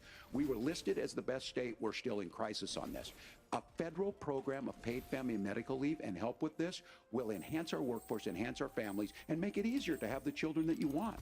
Will you Governor, fucking your grab time that? is up. Senator, do you support a national paid leave program? There we And go. if so, for how long should employers be mandated to pay their employees while they are home taking care of their newborn? You have 2 minutes. Yeah, well, first of all, Margaret, a number of my Republican colleagues and some Democrats, too, have worked on this issue. And I think there is a bipartisan solution here because a lot of us care about this issue. The main reason why they're You know, not answering this I question speak from this is very because if personally they give an because I'm actual married to a answer, beautiful it woman could dictate who's a an lot of incredible mother votes. to our 3 beautiful So kids, they're but is just also like, a very, very yeah, brilliant I'm not going to corporate give you leader. any time. And The I'm answer so could proud of just her. be like, But yeah, I being think a 3 working weeks is mom, good. even for Like, that would be somebody the fine with answer, the 2 advantages of my seconds. wife is Nope, not doing it. extraordinarily difficult. And So it's now not they're just gonna go difficult all of from a this policy random perspective. She bullshit, actually not had actually access to answer paid anything. family leave because she worked for a bigger company. Yeah, but the yeah. cultural pressure on young families and especially young women, I think makes it really hard for people to choose the family model they want. A lot of young women would Yeah, like to so go back to keep work not immediately. answering it. Some You're would doing like to spend great. a little time home Both with of the you kids. Some would like fucking to spend longer at tards. home with the kids. We should have a family care model that makes choice Yeah, possible. sure glad we got This is this a model very down. Too bad we're not important going to do anything substantive with it. between Donald Trump and Kamala Harris's Fucking approach. retards. I mean, look, if you All look right. at the federal programs go that we over have here. that support paid family leave right now, the Community Development Block Grant, and there's another block grant program that spends a lot of money from the federal government. these programs only go to one kind of childcare model. Let's say you'd like your church maybe to help you out with childcare. Maybe you live in a rural area or an urban area and you'd like to get together Maybe just with answer the families fucking in your question neighborhood instead to of all provide this other childcare in the bullshit. way that makes the most sense. You don't get access to any of these federal monies. We want to promote choice in how we deliver family care and how we promote child care, because look, it is unacceptable. And, you know, of course, Any Sam day and I now, have been on bro. the campaign trail a lot the past 7 or 8 weeks. And one of the biggest complaints I hear from young families is people who feel like they don't have options, like they're choosing between going to work or taking care for their kids. That is an incredible burden to put on American families. We're the only country that does it. I think we could do a heck of a lot better. Yeah. Senator, thank Sure glad you. none of those questions got You answered. have Good also job, guys. said, Senator Vance, many things about the American Thanks. family. The Federal Reserve says parents will spend nearly as much on child care as they do on housing each month. So I want to get your Where's the thoughts additional on mentality, this. Sean? President Trump recently said, as much as child care is talked about as being expensive, it's relatively speaking not very expensive compared to the kinds of numbers we'll be taking in. Is President Trump committed to the $5,000 per child tax credit that you have described? You have 1 minute. Well, what President Trump said, Margaret, I just want to defend my running mate here a little bit, is that we're going to be taking in a lot of money by penalizing companies for shipping jobs overseas and penalizing countries who employ slave laborers and then ship their products back into our country and undercut the wages of American workers. It's the heart of the Donald Trump economic plan. Cut taxes for American workers and American families. Cut taxes for businesses that are hiring and building companies in the United States of America, but penalize companies and countries that are shipping jobs overseas. That's the heart of the economic proposal. And I think what President Trump is saying is that when we bring in this additional revenue with higher economic growth, we're going to be able to provide paid family leave, child care options that are viable and workable for a lot of American families. Can you clarify how that will solve the child care Can you shortage? tell me what the fuck you were trying to say? Well, because as Tim said, a lot of the child care shortages, we just don't have enough resources going into the multiple people who could be providing family care options. And we're going to have to, unfortunately, look, we're going to have to spend more money. We're going to have to induce more people to want to provide child care options for American families, because the reason it's so expensive right now is because you've got way too few people providing this very essential service. Thank you, Senator. Governor Walz, your ticket also has some child care tax credit proposals. Do you think Congress will agree to the $6,000 credit for newborns and $3,000 credit for children over the age of 6, as your campaign has promised? Is that realistic?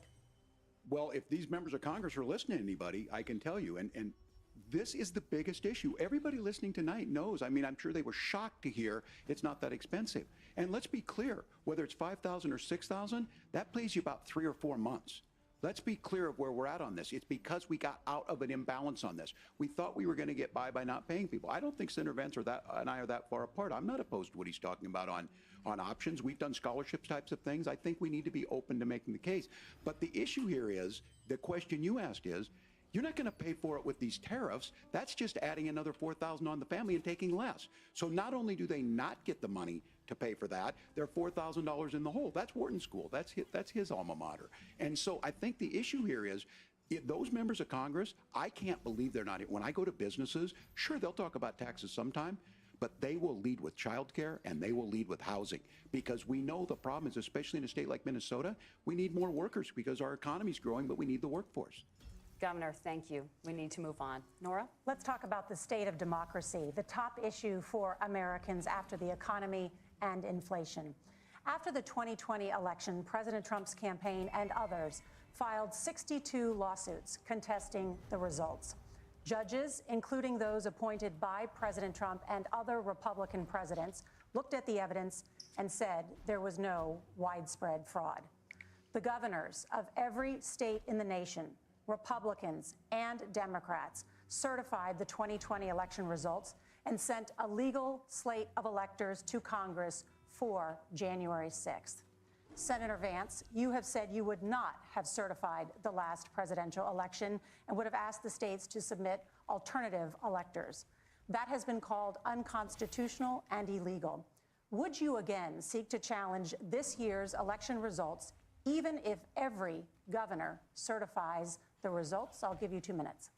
Well, Nora, first of all, I think that we're focused on the future. We need to figure out how to solve the inflation crisis caused by Kamala Harris's policies. First of all, housing affordable. I'm not going to answer that question That's what we're ever. focused on, but I want to answer your question because you did ask it. Look, what Oh, President are you? Trump has said is that there were problems in 2020, and my own belief is that we should fight about those issues, debate those issues peacefully in the public square, and that's all I've said, and that's all that Donald Trump has said. Remember, he said that on January the 6th, the protesters ought to protest peacefully. And on January the 20th, what happened? Joe Biden became the president. Donald Trump left the White House. And now, of course, unfortunately, we have all of the negative policies that have come from the Harris-Biden administration. I believe that we actually do have a threat to democracy in this country, but unfortunately, it's not the threat to democracy that Kamala Harris and Tim Walz want to talk about. It is the threat of censorship. It's Americans casting aside lifelong friendships because of disagreements over politics. It's big technology companies silencing their fellow citizens. And it's Kamala Harris saying that rather than debate and persuade her fellow Americans, she'd like to censor people who engage in misinformation. I think that is a much bigger threat to democracy than anything that we've seen in this country in the last 4 years, in the last 40 years. Now, I'm really proud, especially given that I was raised by two lifelong blue-collar Democrats, to have the endorsement of Bobby Kennedy Jr. and Tulsi Gabbard, lifelong leaders in the Democratic coalition. And of course, they don't agree with me and Donald Trump on every issue. We don't have to agree on every issue, but we're united behind a basic American First Amendment principle that we ought to debate our differences. We ought to argue about them. We ought to try to persuade our fellow Americans. Kamala Harris is engaged in censorship at an industrial scale. She did it during COVID. She's done it over a number of other issues. And that, to me, is a much bigger threat to democracy than what Donald Trump said when he said that protesters should peacefully protest on January the 6th. Governor? Well, I've enjoyed tonight's debate, and I think there was a lot of commonality here. And I'm sympathetic to misspeaking on things, and I think I might have with the senator. Me too, man. There's one though that this one is troubling to me, and I say that because I think we need to tell the story. Donald Trump refused to acknowledge this, and the fact is that I don't think we can be the frog in the pot and let the boiling water go up. He was very clear. I mean, he lost this election, and he said he didn't. 140 police officers were beaten at the Capitol that day. Some with the American flag, several later died. And it wasn't just in there.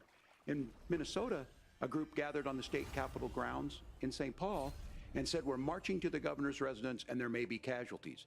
The only person there was my son and his dog, who was rushed out crying by state police. That issue, and Mike Pence standing there as they were chanting, hang Mike Pence. Mike Pence made the right decision. So, Senator, it was adjudicated over and over and over. I worked with kids long enough to know, and I said as a football coach, sometimes you really want to win, but the democracy is bigger than winning. How many hats do you wear? You shake hands, and then you try Teacher, to do everything football you can to help the coach, other side win. fucking That's what used was at car stake here. salesman. Now, the thing What I'm the fuck most else do you concerned do? about is the idea that imprisoning your political opponents, already laying the groundwork for people not accepting this. And a president's words matter. A president's words matter. People hear that. So I think this issue of settling our differences at the ballot box, shaking hands when we lose, being honest about it, but to deny what happened on January 6th, the first time in American history that a president or anyone tried to overturn a fair election and the peaceful transfer of power. And here we are 4 years later in the same boat. I will tell you this, that when this is over, we need to shake hands this election, and the winner needs to be the winner. This has got to stop. It's tearing our country apart. Margaret? Senator Vance, did you want to respond to that? Yeah, well, look, Tim, first of all, it's really rich for Democratic leaders to say that Donald Trump is a unique threat to democracy when he peacefully gave over power on January the 20th, as we have done for 250 years in this country. We are going to shake hands after this debate and after this election. And of course, I hope that we win, and I think we're going to win. But if Tim Walz is the next vice president, he'll have my prayers, he'll have my best wishes, and he'll have my help whenever he wants it. But we have to remember that for years in this country, Democrats protested the results of elections. Hillary Clinton in 2016 said that Donald Trump had the election stolen by Vladimir Putin because the Russians bought like $500,000 worth of Facebook ads. This has been going on for a long time. And if we want to say that we need to respect the results of the election, I'm on board. But if we want to say, as Tim Walz is saying, that this is just a problem that Republicans have had, I don't buy that. Governor. January 6th was not Facebook ads. And I think a revisionist history on this. Look, I don't understand how we got to this point. But the issue was that happened. Donald Trump can do it. And all of us say there's no place for this. It has massive repercussions. This idea that there's censorship to stop people from doing, threatening to kill someone, threatening to do something, that's not censorship. Censorship is book banning. We've seen that. We've seen that brought up.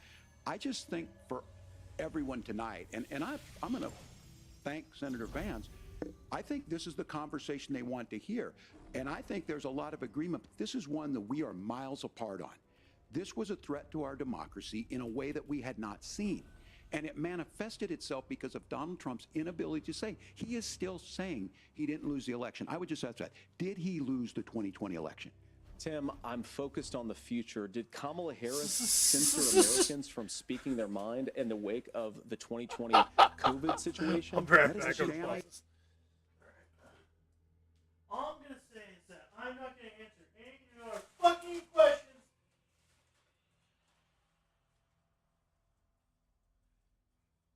Still avoiding the question, Larry.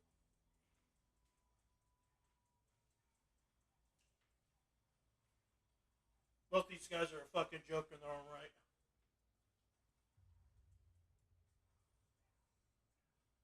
Just like the other two. They both fucking suck.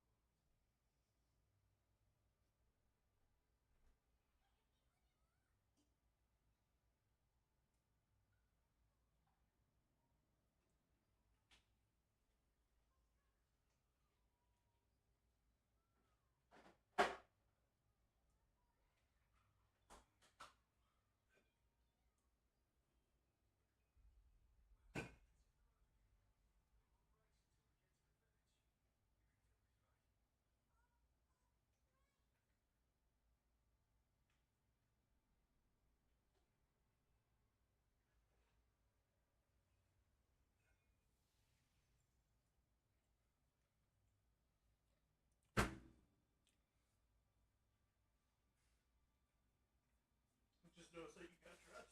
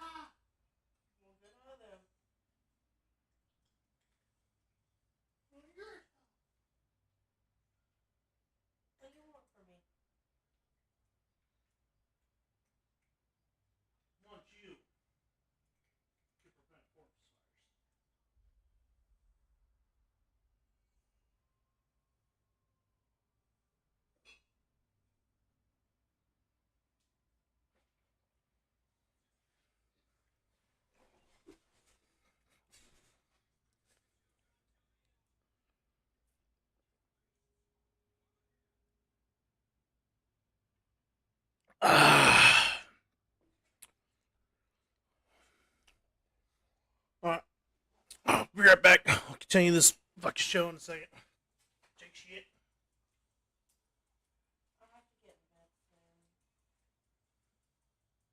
Yes, I'm aware I'm in the middle of battle. I'm just throwing that out there.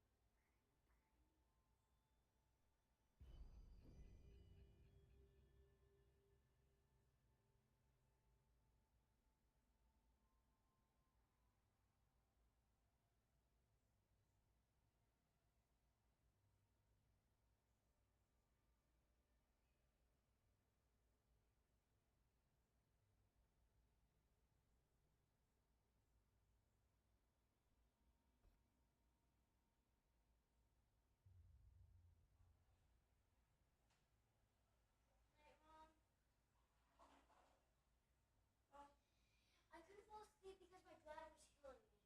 Okay, go to sleep. You were supposed to be asleep an hour ago, my love.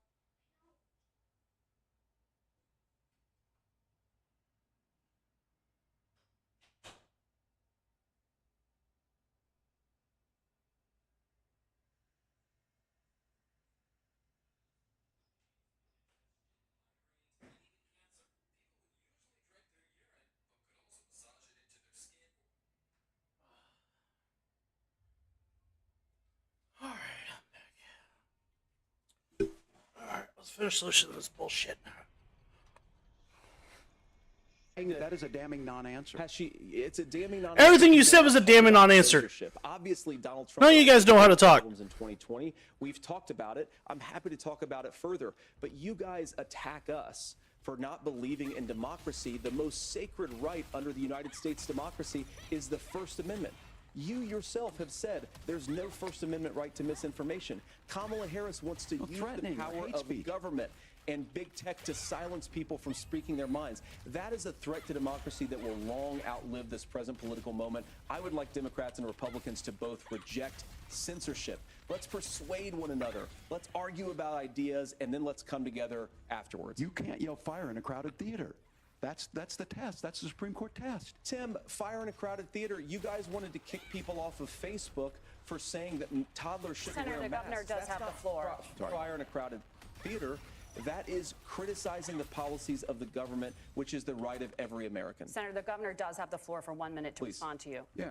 Well, Where the fuck I did he don't know go? on Facebook. What I do know is I see a candidate out there who refused, and now again, and this I'm pretty shocked by this. He lost the election. This is not a debate. It's not anything anywhere other than in Donald Trump's world. Because look, when Mike Pence made that decision to certify that election, that's why Mike Pence isn't on this stage. What I'm concerned about is, where is the firewall with Donald Trump? Where is the firewall if he knows he could do anything, including taking an election, and his vice president's not going to stand to it? That's what we're asking you, America. Will you stand up? Will you keep your oath of office, even if the president doesn't? And I think Kamala Harris would agree. She wouldn't have picked me if she didn't think I would do that, because of course that's what we would do. So America, I think you've got a really clear choice on this election of who's going to honor that democracy and who's going to honor Donald Trump. Governor, your time is up. Thank you, gentlemen. We will be right back with both of our candidates. The CBS Who the News fuck else is Vice hit? Is that Presidential dude?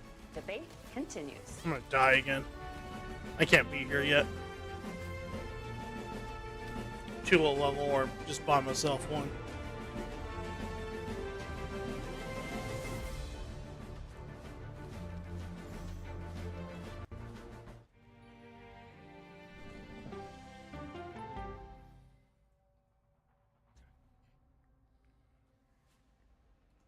You gonna come back or is that it? On our places, right, shiny What are we faces. doing? When you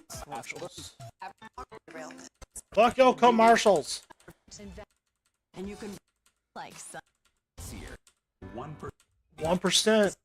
Oh my god, commercials! Back to the CBS News Vice Presidential Debate. It is now time for the closing statement. Senator Vance won the virtual coin toss and elected to Presidential debate hosted by CBS Oh, shit. News, moderated by I just Norah fucked up. O'Donnell and Margaret Brennan, with extensive pre and post I debate skipped a whole lot.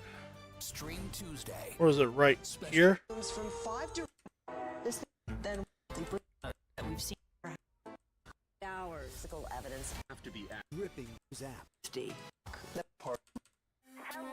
Years and airplane CBS. and she's to do.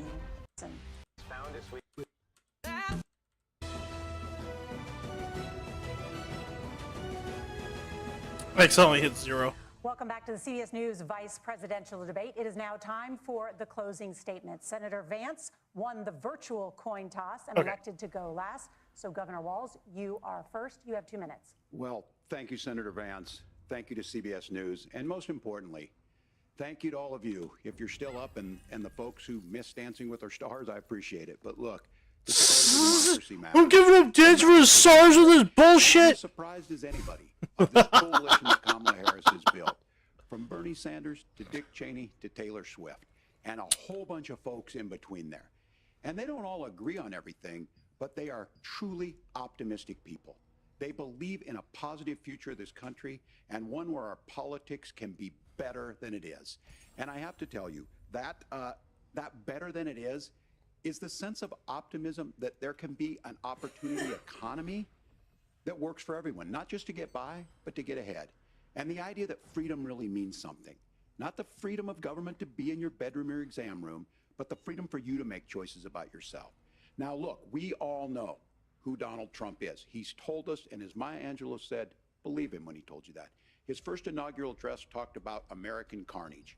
And then he spent 4 years trying to maybe do that. Senator Vance tonight made it clear he will stand with Donald Trump's agenda.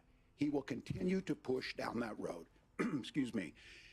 Kamala Harris gives us a different option. Now, I'll have to tell you, I'm going to be careful about the quotes, but there's one that Senator Vance said that does resonate with me. He said Donald Trump makes the people I care about afraid. A lot of America feels that way. We don't need to be afraid.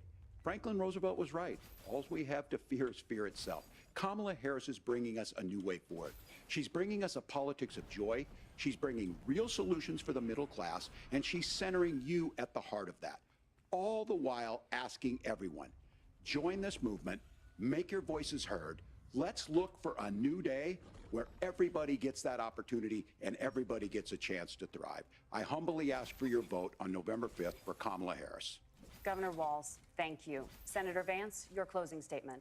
Well, I want to thank Governor Walz, you folks at CBS, and of course the American people for tuning in this evening. And one of the issues we didn't talk about was energy. And I remember when I was being raised by my grandmother, when she didn't have enough money to turn on the heat some nights because Ohio gets pretty cold at night and because money was often very tight. And I believe, as a person who wants to be your next vice president, that we are a rich and prosperous enough country where every American, whether they're rich or poor, ought to be able to turn on their heat in the middle of a cold winter night. That's gotten more difficult thanks to Kamala Harris's energy policies. I believe that whether you're rich or poor, you ought to be able to afford a nice meal for your family. That's gotten harder because of Kamala Harris's policies. I believe that whether you're rich or poor, you ought to be able to afford to buy a house. You ought to be able to live in safe neighborhoods. You ought to not have your communities flooded with fentanyl. And that too has gotten harder with because of Kamala Harris's policies.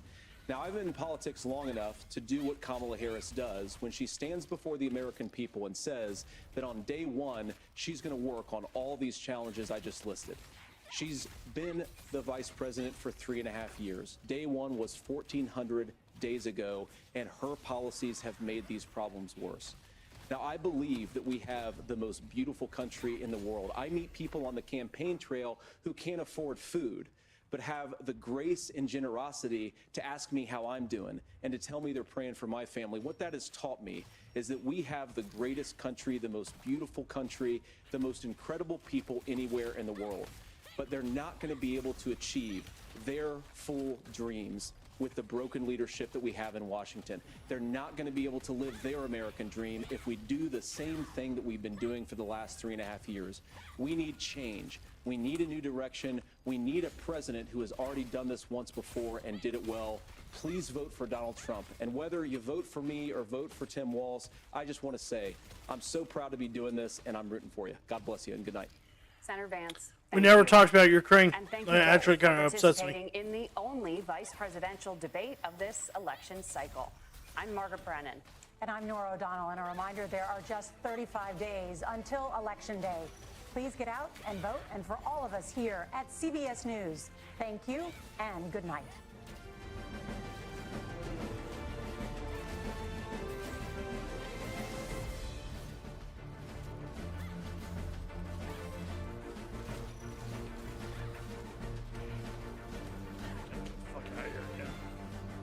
The first and only vice presidential debate.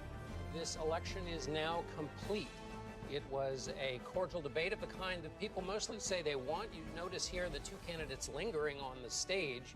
That's quite a difference from the presidential debate, in which it was not even sure that Vice President Harris and Donald Trump would shake hands. It was a debate in which the line, "I appreciate what Tim said about Finland," was one of the many ways in which Senator Vance agreed with the governor. The governor agreed right back. But that's the tone and the kind of theater review of this. I'll pick out two issues. On the question of... Don't give a shit anymore. All right, there's the presidential debate on this fucking stream. I'm glad that shit's over with. It was annoying as hell. That took way too long.